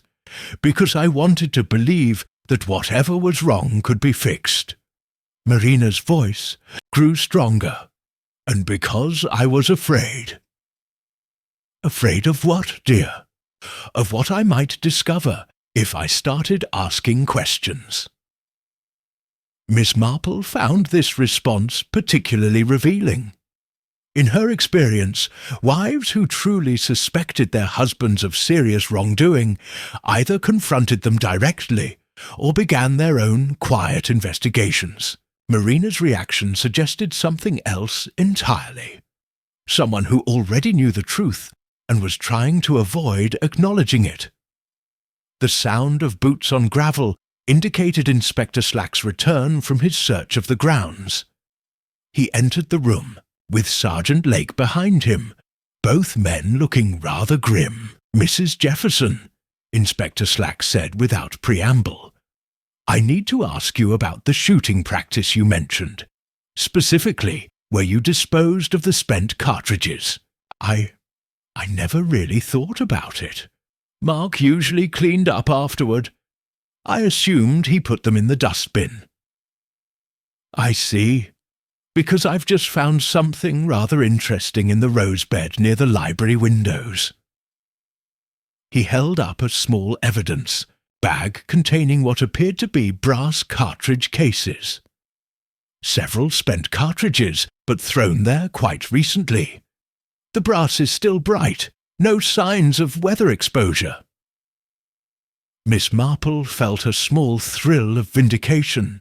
Her suggestion about the rose bushes had indeed proved fruitful. More significantly, Inspector Slack continued, "I found these among the thorns." He held up another evidence bag, this one containing several threads of dark fabric. Someone pushed through those bushes in considerable haste, leaving behind pieces of their clothing. Marina looked genuinely bewildered. "But I haven't been near those bushes in days, and I certainly wasn't wearing anything dark today." Inspector Slack's gaze moved slowly around the room, taking in each woman's attire. Mrs. Price Ridley in her navy blue with jet beading, Mrs. Protheroe in dove grey, Mrs. Bantry in brown tweed, Mrs. Hartnell in lilac, Marina in her lavender blue, and Miss Marple in her best black dress with the forget-me-not hat. "Where is your maid?" he asked suddenly. "Mary Pritchard?" "I'm not sure," Marina admitted. "She said she needed air and left some time ago." "I see." Inspector Slack made more notes. "And what was Miss Pritchard wearing today?" "Her usual uniform. Black dress, white apron." Inspector Slack and Sergeant Lake exchanged meaningful looks. "Sergeant," the inspector instructed, "organise a search for Miss Pritchard immediately. Check the servants' quarters, the village, everywhere." As Lake departed on this mission, Miss Marple decided it was time to share some of her own observations. "Inspector," she said quietly, "before you become too focused on Mary Pritchard as a suspect, you might want to consider why the evidence against her appears to be so conveniently arranged. Meaning, well, for one thing, if Mary had shot Mr. Jefferson and then hidden the rifle in the gun cabinet, having somehow obtained the key, why would she then produce that same key and volunteer it as evidence? It seems rather self-defeating. Perhaps she panicked, perhaps, but there's something else that troubles me." Miss Marple reached into her handbag and withdrew the brass cartridge case she had found under Marina's chair. "I found this in the morning room, under Mrs. Jefferson's chair, after she fainted." The room fell silent. Inspector Slack extended his hand, and Miss Marple placed the cartridge case in it. "Why didn't you mention this during our interview?" "Because I wanted to be certain of what it meant. You see, Inspector, finding one cartridge case could be an accident. But finding the gun cabinet key under the same chair, and now learning that more cartridge cases were thrown in the rose bushes, it begins to look rather like someone is arranging evidence, doesn't it?" Marina had gone very pale. "Miss Marple, are you suggesting that someone put that cartridge case under my chair deliberately, to make me look guilty?" "I'm suggesting that in a case with this many convenient discoveries, we should ask ourselves who benefits from having suspicion fall on particular people." Inspector Slack was examining the cartridge case carefully. "This is from the same batch as those found in the garden. Same manufacturer, same caliber." "Yes," Miss Marple agreed, "and I think you'll find that they're also from the same batch as the cartridge that killed Mr. Jefferson. Someone wanted to create a very clear trail of evidence." "But who?" Mrs. Bantry demanded, "and why?" Before anyone could answer, Sergeant Lake returned at a run, his face flushed with exertion and excitement. "Inspector," he called, "we've found Mary Pritchard. She's at the railway station, about to board the London train, and she's carrying a suitcase that wasn't in her room this morning." Inspector Slack stood decisively. "Right. Mrs. Jefferson, you'll remain here under police supervision. The rest of you ladies are free to go, but please remain available for further questioning." As the inspector and sergeant departed, the remaining ladies sat in stunned silence for several moments. "Well," Mrs. Price Ridley finally declared, "I suppose that settles it. The girl shot poor Mark, took his wallet and keys to make it look like robbery, and then tried to implicate Marina with all that planted evidence." "But why?" Mrs. Hartnell asked. "What possible motive could Mary have had?" Miss Marple was thoughtfully examining her knitting. "I think," she said slowly, "that we may be making the same error that Inspector Slack is making. We're assuming that, because Mary appears to be running away, she must be guilty of murder." "What else could it mean?" Mrs. Bantry asked. "It could mean," Miss Marple replied, "that Mary knows who the real killer is, and she's running away because she's afraid.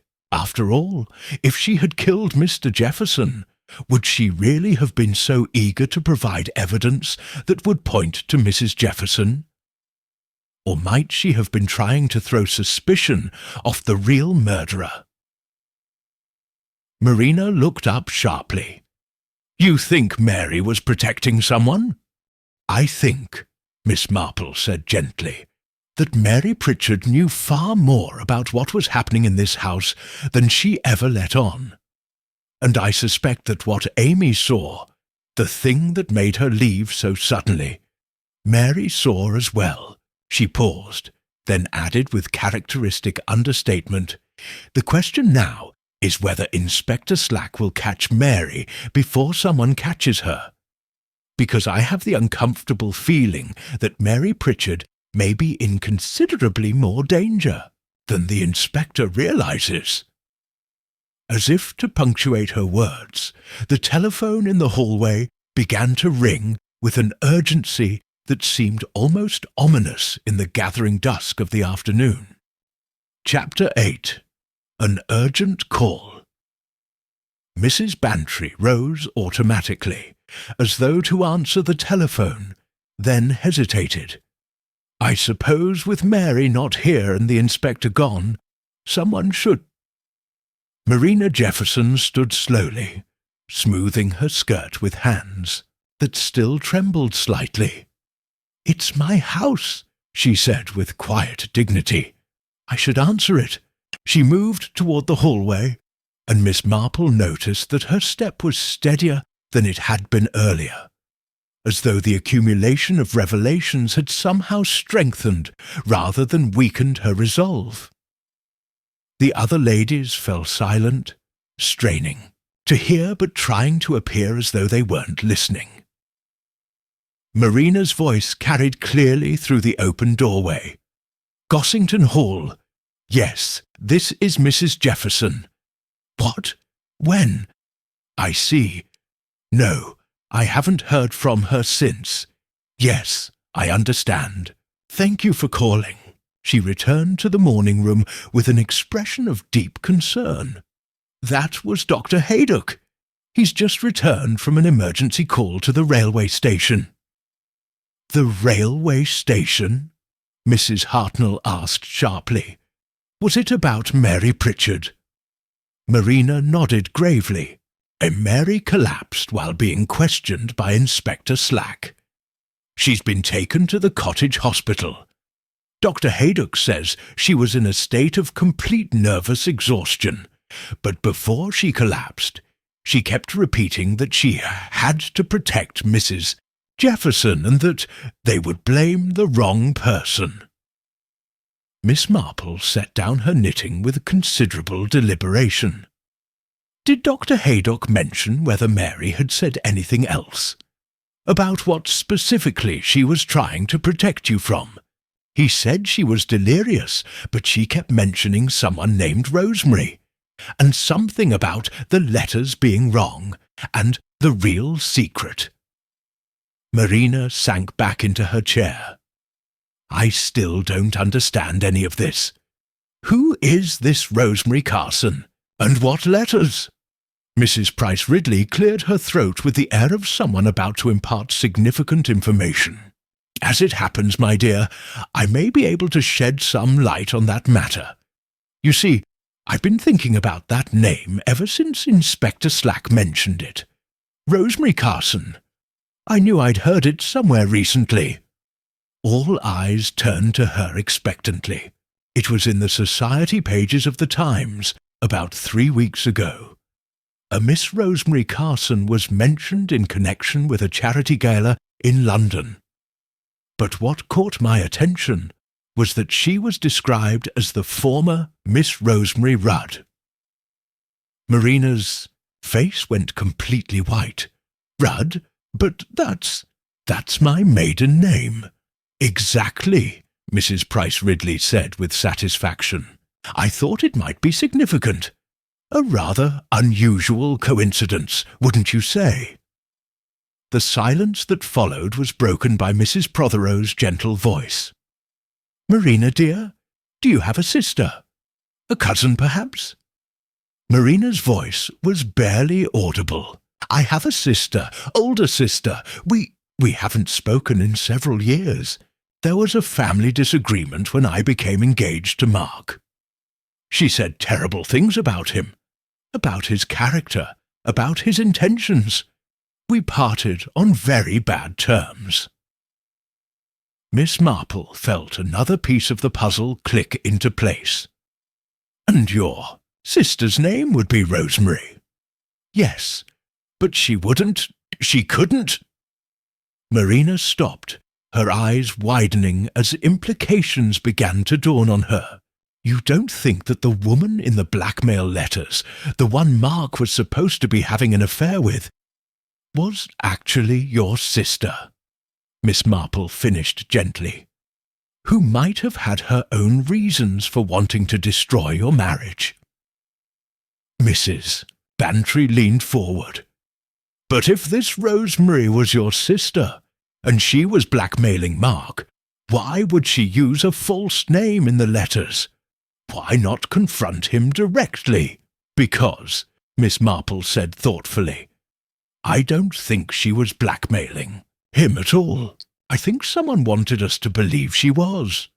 Someone who knew about the connection between the two sisters and thought it would provide a convenient motive for murder." Before anyone could respond to this theory, the sound of motor cars returning could be heard from the drive. Marina rose and went to the window. "It's Inspector Slack," she reported, "and Dr. Haydock is with him." The two men entered the morning room with the air of those bearing significant news. Dr. Haydock looked even more harrowed than he had earlier, his usually cheerful countenance marked by deep concern. "Mrs. Jefferson," Inspector Slack began without preamble, "I need to inform you that Mary Pritchard is in a serious condition. Before she collapsed, she made some statements that considerably complicate this investigation." "What sort of statements?" Marina asked. Dr. Haydock stepped forward. She claimed that the blackmail letters were forgeries, said she'd seen the real letters, and they weren't threatening blackmail at all. "Then what were they?" Mrs. Hartnell asked. Inspector Slack consulted his notebook. "According to Miss Pritchard, they were letters from your sister, Mrs. Jefferson. Letters apologizing for the estrangement between you and asking to meet with your husband to discuss a reconciliation." Marina sank into her chair as though her legs would no longer support her. "Rosie wrote to Mark, but why didn't he tell me?" "Miss Pritchard claimed that Mr. Jefferson was planning to surprise you. He'd arranged to meet your sister in London to work out the details of a reunion, but someone intercepted these letters and replaced them with forgeries designed to look like blackmail threats." Miss Marple's mind was working rapidly. "Inspector, did Mary say who she believed had done this substitution?" "She was becoming delirious by then, but she kept saying the wrong person will be blamed and look at the chemist's bag." "She seemed particularly agitated about Dr. Haydock's visit this afternoon." Dr. Haydock shifted uncomfortably. "I've already explained to the inspector that I was called urgently to attend to a prescription, a special compound that had to be prepared immediately." "For whom?" Miss Marple asked gently. "Patient confidentiality. Miss Marple, you understand." "Of course," she replied pleasantly, "though I notice you're still carrying that package from the chemist's. Most people would have delivered a medication by now, wouldn't they?" Dr. Haydock's face flushed. "As it happens, the patient wasn't available when I called." "How inconvenient. And who might that patient be?" Inspector Slack looked sharply between Miss Marple and Dr. Haydock. "Doctor, in light of recent developments, I think you'd better answer Miss Marple's question." Dr. Haydock set his medical bag down heavily.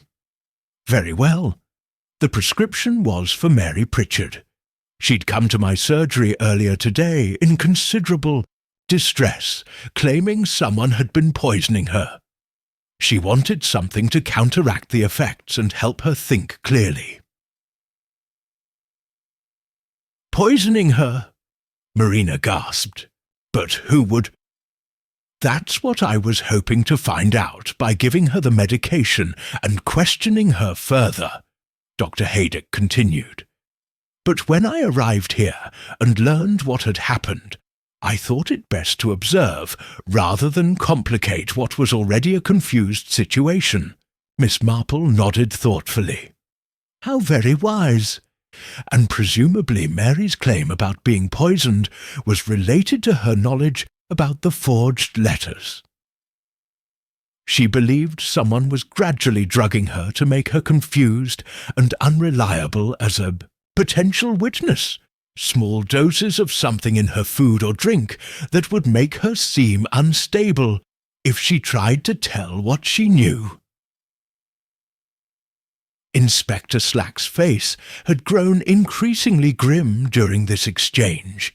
Dr. Haydock, why didn't you report this immediately? Because I wasn't certain whether to believe her.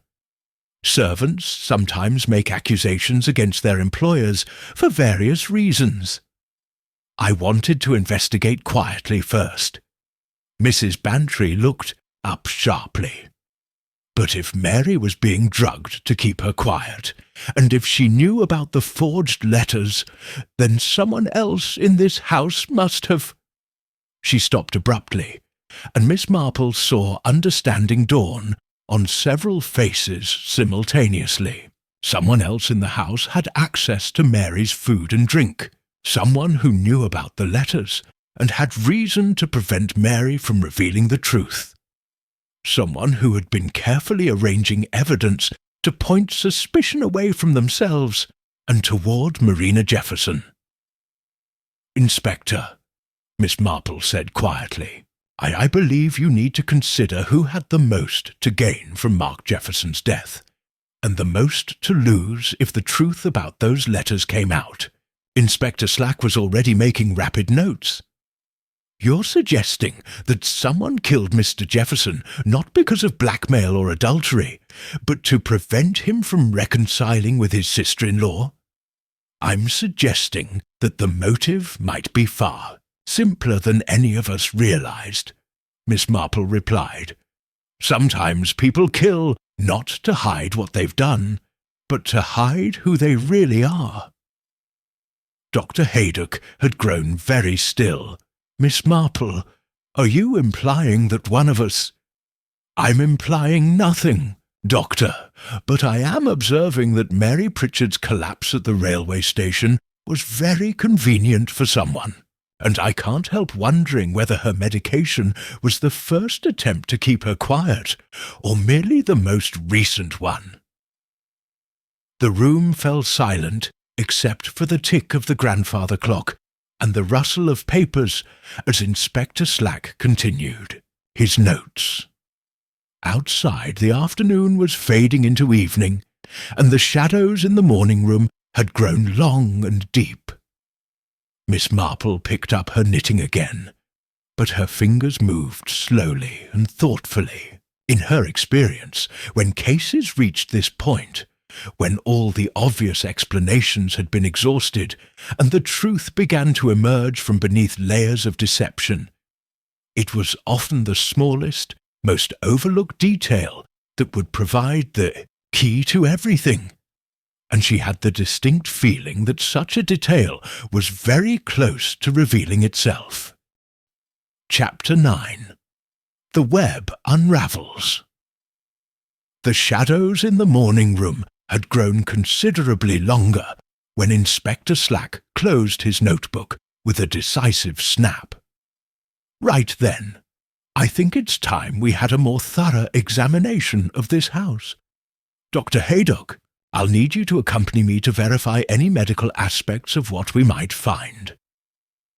Of course, Inspector, Dr. Haydock replied, though Miss Marple noted that his hands had begun to tremble slightly as he reached for his medical bag.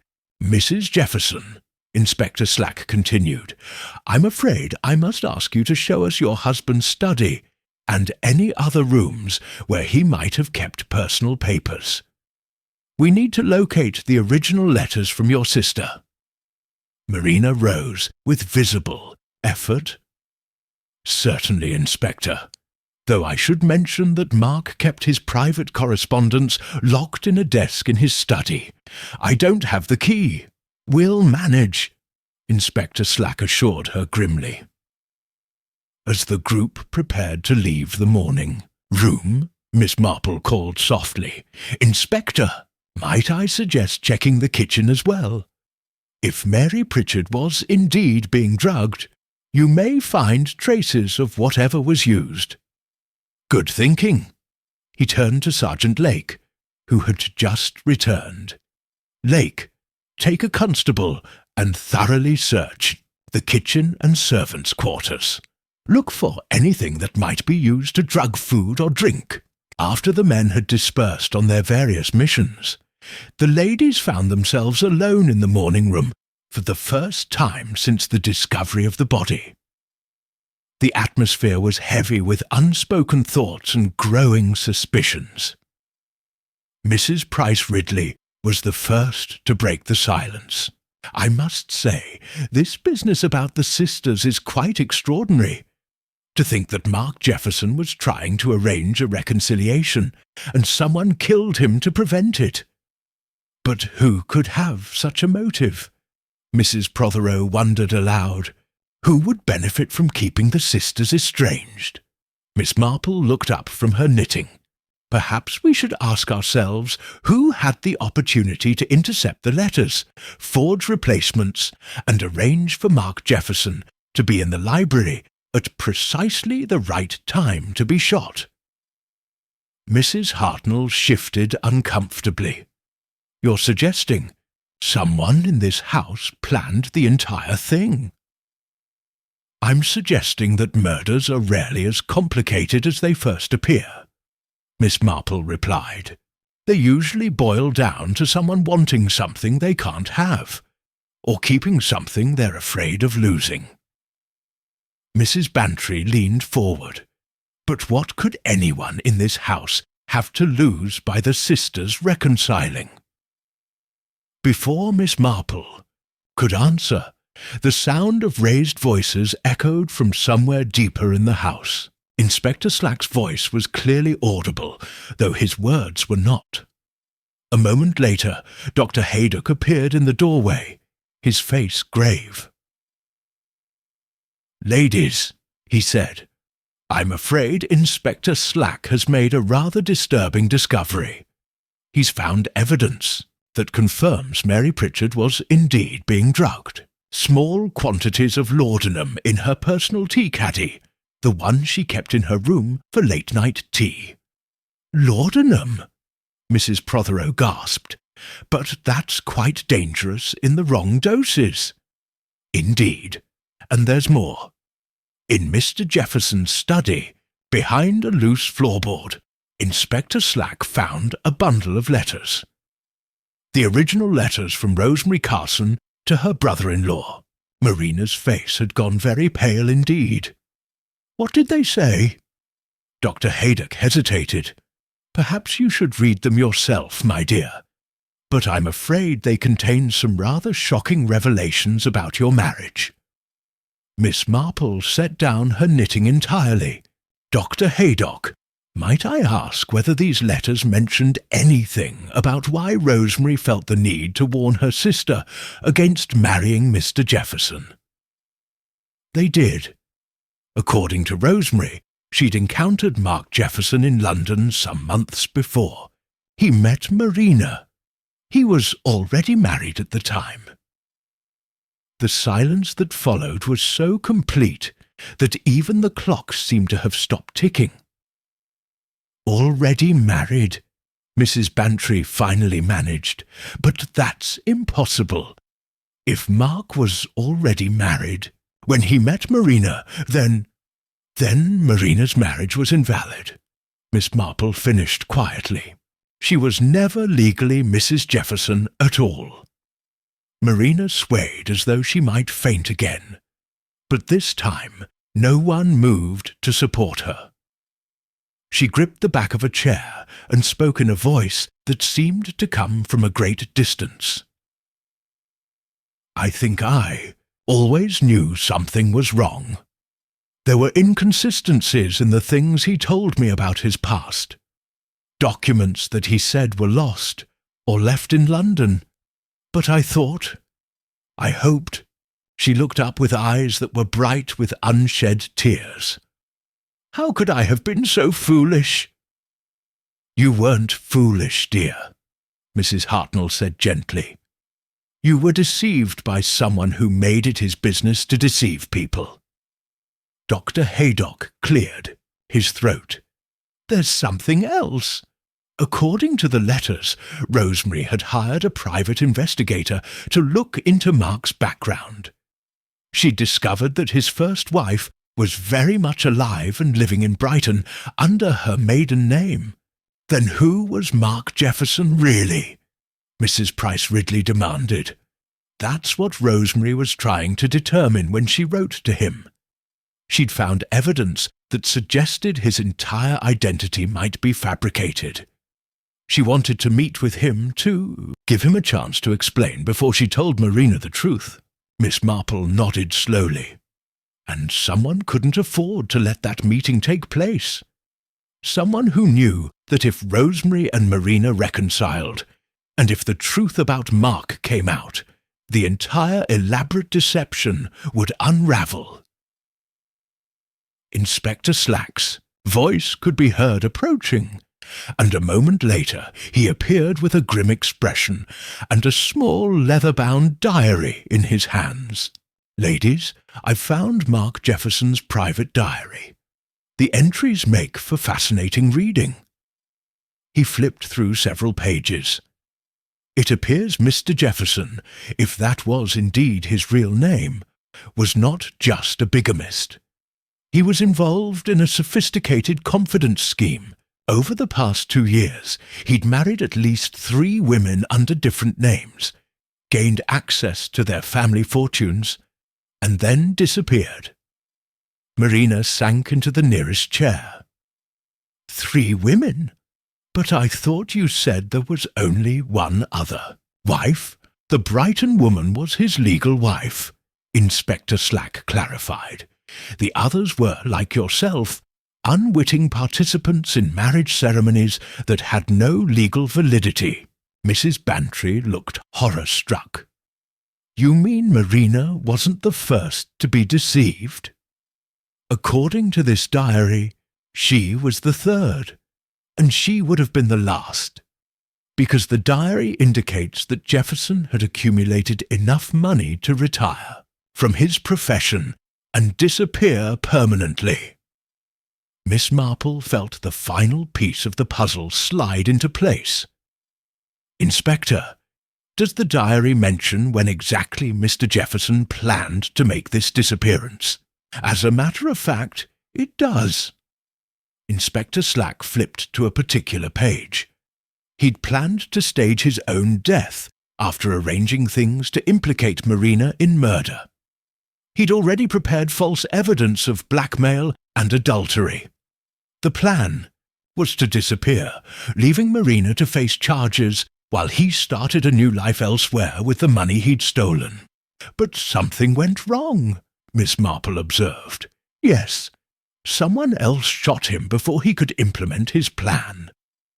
Marina looked up with confusion and dawning hope. Someone else? Then I'm not suspected any more. Not of murder, no. But Mrs. Jefferson, or rather, Miss Rudd, there are still legal complications regarding the fraudulent marriage and the missing money from your family's accounts. Miss Marple rose from her chair with the deliberate movements of someone who had reached a decision. Inspector Slack, I believe I know who killed Mark Jefferson. And I think if you examine that diary more carefully, you'll find that the murderer's motive had nothing to do with preventing a reconciliation between the sisters. Every eye in the room turned to her expectantly. The killer knew about Jefferson's plan to disappear and frame Marina for his murder, but they also knew something else. Something that would have made Jefferson's disappearance catastrophic for them personally. She paused, her pale blue eyes moving from face to face with the precision of someone taking final inventory. You see, I don't think Mark Jefferson was the only one in this house living under a false identity, and I believe the real murderer couldn't afford to let Jefferson disappear, because he knew a secret that would have destroyed them utterly if he'd taken it with him to his new life. The grandfather clock chose that moment to chime 6 times, its deep tones echoing through the sudden silence like a countdown to revelation. Chapter 10. Waiting for the Truth. The silence that followed Miss Marple's pronouncement stretched on uncomfortably, broken only by the soft rustle of fabric as the assembled ladies shifted in their chairs. Miss Marple herself had settled back into her seat and resumed her knitting, her needles clicking with a steady rhythm that seemed to emphasize the tension in the room. Inspector Slack looked at her with a mixture of irritation and curiosity.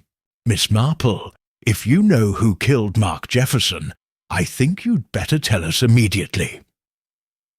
"Oh, but Inspector," Miss Marple replied without looking up from her stitches, "you know the identity of the killer too.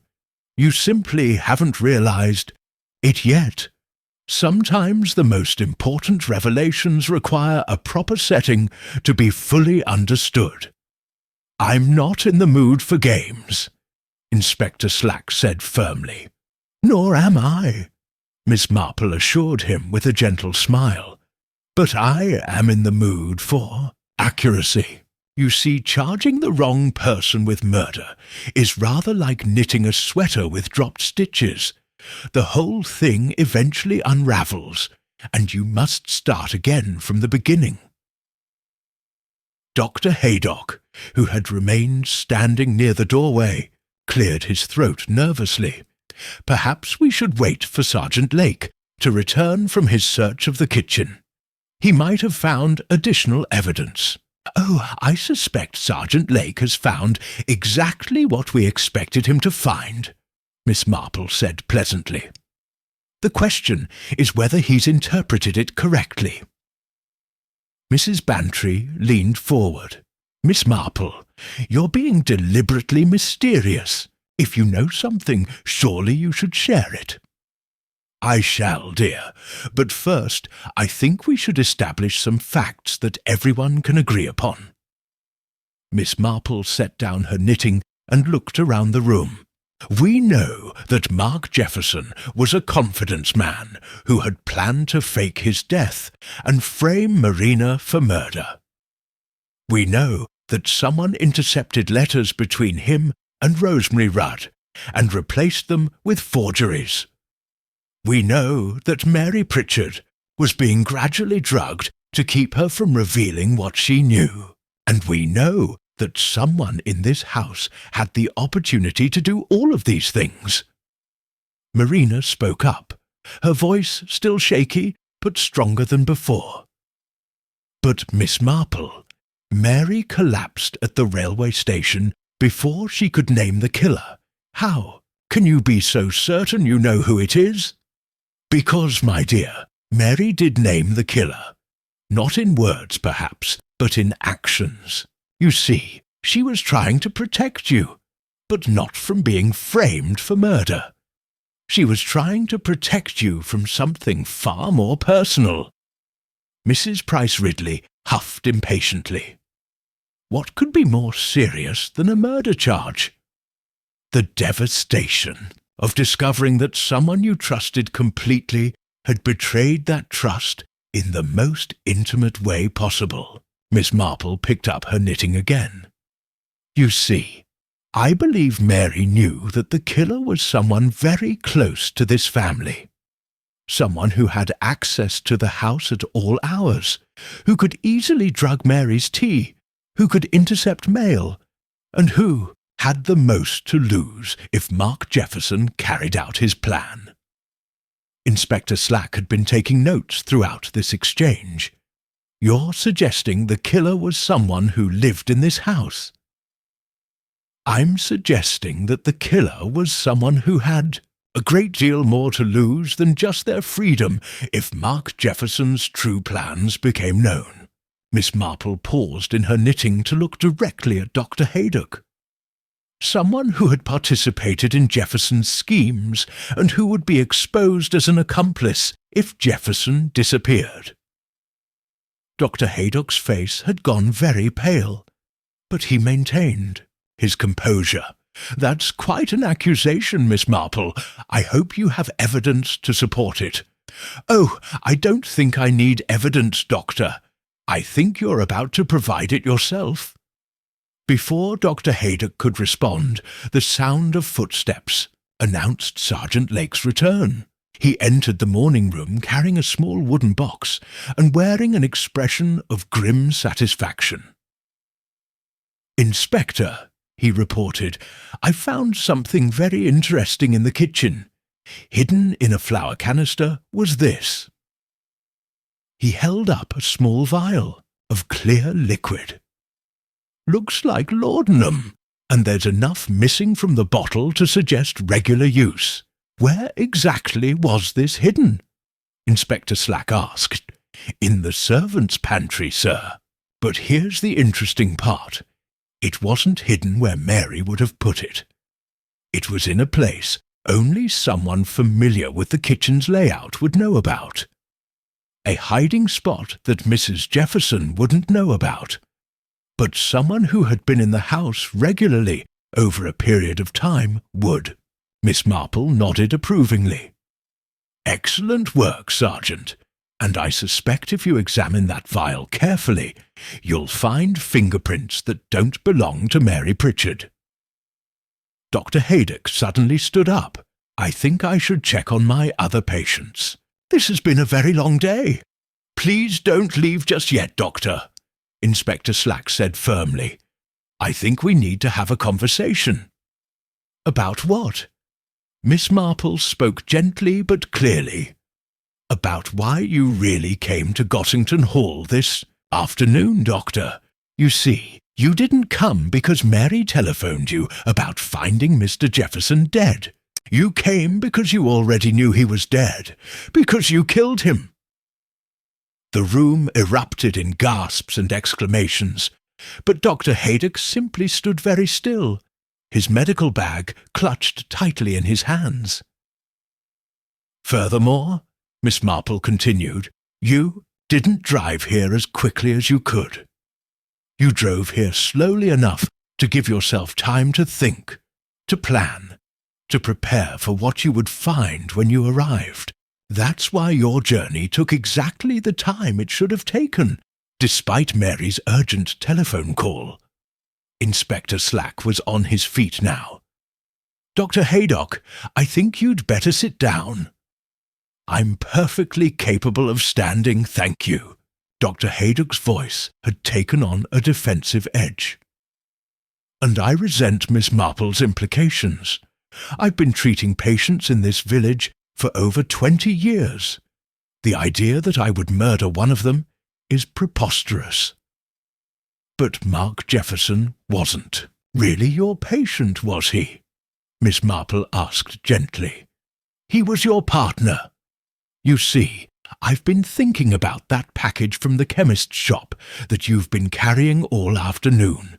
You said it was medication for Mary Pritchard, but chemists don't usually prepare medications in advance for patients who haven't been examined. Unless, of course, you were preparing something quite different." She paused, then continued with devastating quiet precision. "You were preparing an antidote to the laudanum you'd been giving Mary, weren't you? Because when Mark Jefferson told you about his plan to disappear and frame Marina for murder, you realized that Mary, who had seen you coming and going at odd hours, who had noticed your particular interest in the family's correspondence, who had begun to piece together your involvement in Jefferson's schemes, would eventually expose you both." Dr. Haydock's hand had moved toward his medical bag, but Inspector Slack was quicker. "I don't think so, Doctor. Sergeant Lake, please secure Dr. Haydock's medical bag." As Lake took possession of the bag, Dr. Haydock seemed to deflate. He sank into the nearest chair and put his head in his hands. "You don't understand," he said, his voice muffled. "None of you understand what it was like. 20 years of treating people who couldn't pay, of watching the village decay while London doctors grew rich. When Mark approached me with his scheme, it seemed like justice, a way to redistribute wealth from people who had too much to those who needed it." "By lying to innocent women?" Mrs. Hartnell asked, her gentle voice sharp with disapproval. "The women weren't harmed," Dr. Haydock protested, looking up. "Mark never took enough to leave them destitute. He was careful about that. Except that this time he planned to take everything and leave Marina to face murder charges," Miss Marple pointed out. "That rather changed the nature of your arrangement, didn't it?" Dr. Haydock's shoulders slumped further. "When he told me about his plan to fake his death, I realized how far out of hand things had gotten. I tried to talk him out of it, but he was determined, said this would be his last job, and then he'd disappear forever." "But you couldn't let him disappear," Inspector Slack said, "because he knew too much about your involvement. It wasn't just that." Dr. Haydock's voice was barely above a whisper. "He was going to take the medical records I'd helped him forge, documents that proved I'd been certifying false information about women's health to make them seem more vulnerable, more in need of a protective husband. If those records surfaced after his supposed death, I would have been ruined, imprisoned. Everything I'd worked for would have been destroyed." Miss Marple nodded sadly. "So, you decided to kill him before he could implement his plan. You drugged Mary to keep her confused and unreliable as a witness. You intercepted the letters from Rosemary and forged replacements to create an apparent motive for murder. And when Mark returned home unexpectedly today, probably to collect documents and finalize his preparations, you shot him." "I waited in the garden until I saw him enter the library," Dr. Haydock admitted. "I used Marina's rifle, which I'd taken from the gun cabinet days ago, when I realized what Mark was planning. After I shot him, I threw the rifle in the old well behind the garden wall and scattered the cartridge cases in the rose bushes to make it look like they'd been thrown there hastily." Marina had been listening to this confession with an expression of growing horror. "Dr. Haydock, you delivered me into this world. I trusted you. How could you have been part of such a deception?" Chapter 11. The Threads. Untangle, the evening shadows had lengthened considerably by the time Inspector Slack returned from escorting Dr. Haydock to the police station. The remaining ladies had maintained a subdued vigil in the morning room, none quite ready to leave, but all struggling with what to say in the face of such comprehensive revelations. Marina sat in the chair she had occupied since the discovery of her husband's body, though she seemed smaller now, diminished by the weight of knowledge. Her hands remained folded in her lap, but Miss Marple noticed that she no longer twisted her wedding ring. Indeed, she had quietly removed it entirely sometime during Dr. Haydock's confession. "Miss Rudd," Inspector Slack addressed her, upon his return, clearing his throat with obvious discomfort. "I'm afraid there are still several legal matters we need to discuss. The fraudulent marriage, the missing funds from your family accounts, the question of Jefferson's other victims." Marina looked up with eyes that seemed much older than they had that morning. "I understand, Inspector. I'll cooperate fully, of course, though I suspect I have as many questions as you do about what he did with my family's money. We've already contacted the authorities in Brighton about his first wife," Inspector Slack continued, "and Sergeant Lake is working with Scotland Yard to track down the other women he deceived. It appears Jefferson, or whatever his real name was, had been operating this scheme for nearly 5 years." Mrs. Bantry leaned forward. "Marina, dear, what will you do now? I mean, about the house, your circumstances. The house will have to be sold, I imagine," Marina replied with a calmness that belied the enormity of what she was facing. "I suspect most of what I thought belonged to Mark actually belongs to his real wife. As for my circumstances," she managed a wan smile, "I suppose I'll have to rediscover who Marina Rudd is. It's been so long since I was her." Miss Marple set aside her completed knitting, a small baby blanket in soft yellow wool that she'd been working on for her great-niece. "My dear," she said, gently, "you might be surprised how quickly one remembers oneself when stripped of illusions. Sometimes it's rather like clearing weeds from a garden. Painful work, but it reveals what was always there underneath." "I keep thinking about Rosie," Marina said suddenly. "My sister. She tried to warn me, and I wouldn't listen. She must have known all along what sort of man Mark really was." Mrs. Prothero placed a comforting hand on Marina's arm.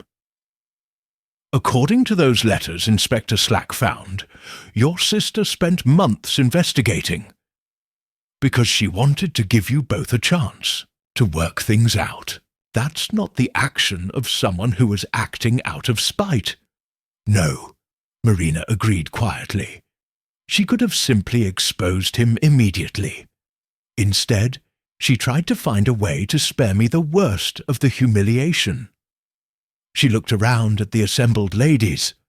"I owe all of you an apology as well. You came here for what should have been a pleasant afternoon tea, and instead you've been subjected to all of this." "Nonsense," Mrs. Bantry declared firmly. "We're neighbours. This is what neighbours do. They stand together during difficult times." Inspector Slack consulted his notebook once more. "Miss Rudd, there is one piece of good news, if you can call it that. Dr. Haydock has provided us with detailed information about Jefferson's financial dealings. It appears he may have kept more of your family's money accessible than we initially thought. There's a strong possibility you'll recover at least a portion of what was taken." Marina's eyes filled with tears for the first time since the morning's revelations. That's more than I had dared hope for. Thank you, Inspector." "Don't thank me yet. The legal proceedings will be complex, and it may take months to sort everything out." Inspector Slack closed his notebook. "I'll need you to remain available for further questioning, but for now you're free to begin rebuilding your life." After Inspector Slack departed, the ladies prepared to leave as well. The artificially gay atmosphere of an afternoon tea party had long since evaporated, replaced by the more complex emotions that followed the resolution of a tragedy. Mrs. Price Ridley paused at the doorway, then turned back to Marina. "My dear, I hope you won't think me presumptuous, but Harold left me rather well provided for. If you find yourself in temporary difficulties while these legal matters are being resolved—" "That's very kind of you, Mrs. Price Ridley," Marina replied, touched by this unexpected offer from the village's most formidable matron. Mrs. Hartnell also lingered. "Marina, you must know that you'll always have friends in this village. What happened here was not your fault. You were as much a victim as anyone. More so, perhaps," Mrs. Prothero added gently. "You lost not just money and property, but your very sense of who you thought you were. That takes considerable courage to face." As the other ladies departed with quiet words of support and promises to call soon, Miss Marple found herself alone with Marina in the now quiet morning room. The younger woman was staring out the window at the garden, where, just hours ago, she had been practicing with the rifle that would ultimately prove her husband's undoing. "Miss Marple," Marina said without turning from the window, "may I ask you something?" "Of course, my dear. How did you know it was Dr. Haydock? Was it something specific or—" Miss Marple considered the question carefully. "It was a combination of small things, really. The way he arrived carrying that package from the chemist's, suggesting he'd known he might need an antidote for laudanum poisoning before he received Mary's telephone call. His trembling hands when he examined you after your fainting spell, not the natural reaction of a doctor to a medical emergency, but the response of someone under enormous strain. And most tellingly, his insistence that Mary's claims about being poisoned should remain confidential. A doctor genuinely concerned about a patient's welfare would have involved other authorities immediately." Marina nodded slowly.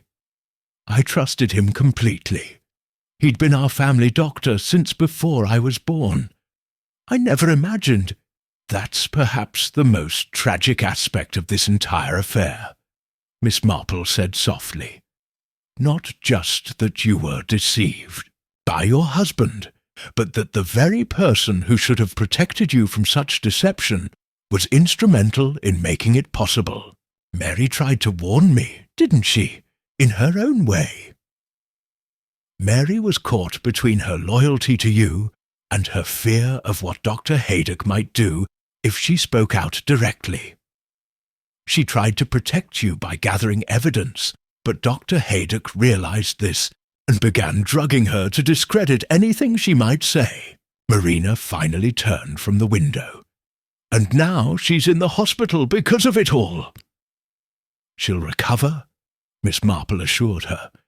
"Dr. Pemberton from Much Benham is attending her, and she's young and strong. The laudanum dose was carefully calculated not to cause permanent harm. Dr. Haydock wanted her confused and unreliable, not dead, because death would have raised questions." "Exactly. Dr. Haydock was methodical in his approach to the problem. Unfortunately for him, methodical criminals often create patterns that careful observers can detect." Marina was quiet for a long moment, then asked, "Miss Marple, do you think people ever truly change? Or are we always fundamentally who we've always been regardless of circumstances?" Miss Marple picked up her handbag and the completed baby blanket. "I think, my dear, that circumstances can certainly change what we choose to do, but they rarely change who we essentially are. Dr. Haydock became involved in Jefferson's schemes because he fundamentally believed he deserved more than life had given him. Your husband, whatever his real name was always someone who saw other people as means to an end rather than as individuals deserving of honesty and respect." She paused at the doorway. "But you, Marina Rudd, chose to answer questions honestly, even when honesty might have made you appear guilty. You showed concern for your maid, even when you had your own troubles to worry about. And you faced the truth about your marriage with dignity rather than denial. That tells me a great deal about who you fundamentally are." Marina managed a genuine smile for the first time since the morning. "Thank you, Miss Marple. I hope when this is all over, you'll call on me again, for a proper tea party this time." "I should be delighted," Miss Marple replied, "though I rather suspect our next meeting will be far more pleasant than today's." As Miss Marple walked back through the village toward her own cottage, she reflected on the events of the afternoon. The case had been unusual in that the murder itself was almost secondary to the larger web of deception that had been uncovered. Mark Jefferson's death had merely been the catalyst that exposed years of fraud, betrayal, and manipulation. She paused at her garden gate, looking back toward Gossington Hall, where lights were beginning to appear in the windows.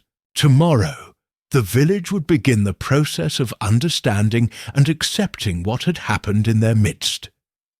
There would be gossip, speculation, and gradual readjustment to a new reality in which one of their most trusted figures had proven to be corrupt. But tonight there was simply a young woman alone in that house, beginning the difficult but ultimately liberating process of reclaiming her true self after years of living in an elaborate fiction. Miss Marple smiled slightly and let herself into her own garden. After all, as her dear mother had always said, "Jane, the truth may hurt, but lies hurt far more in the end."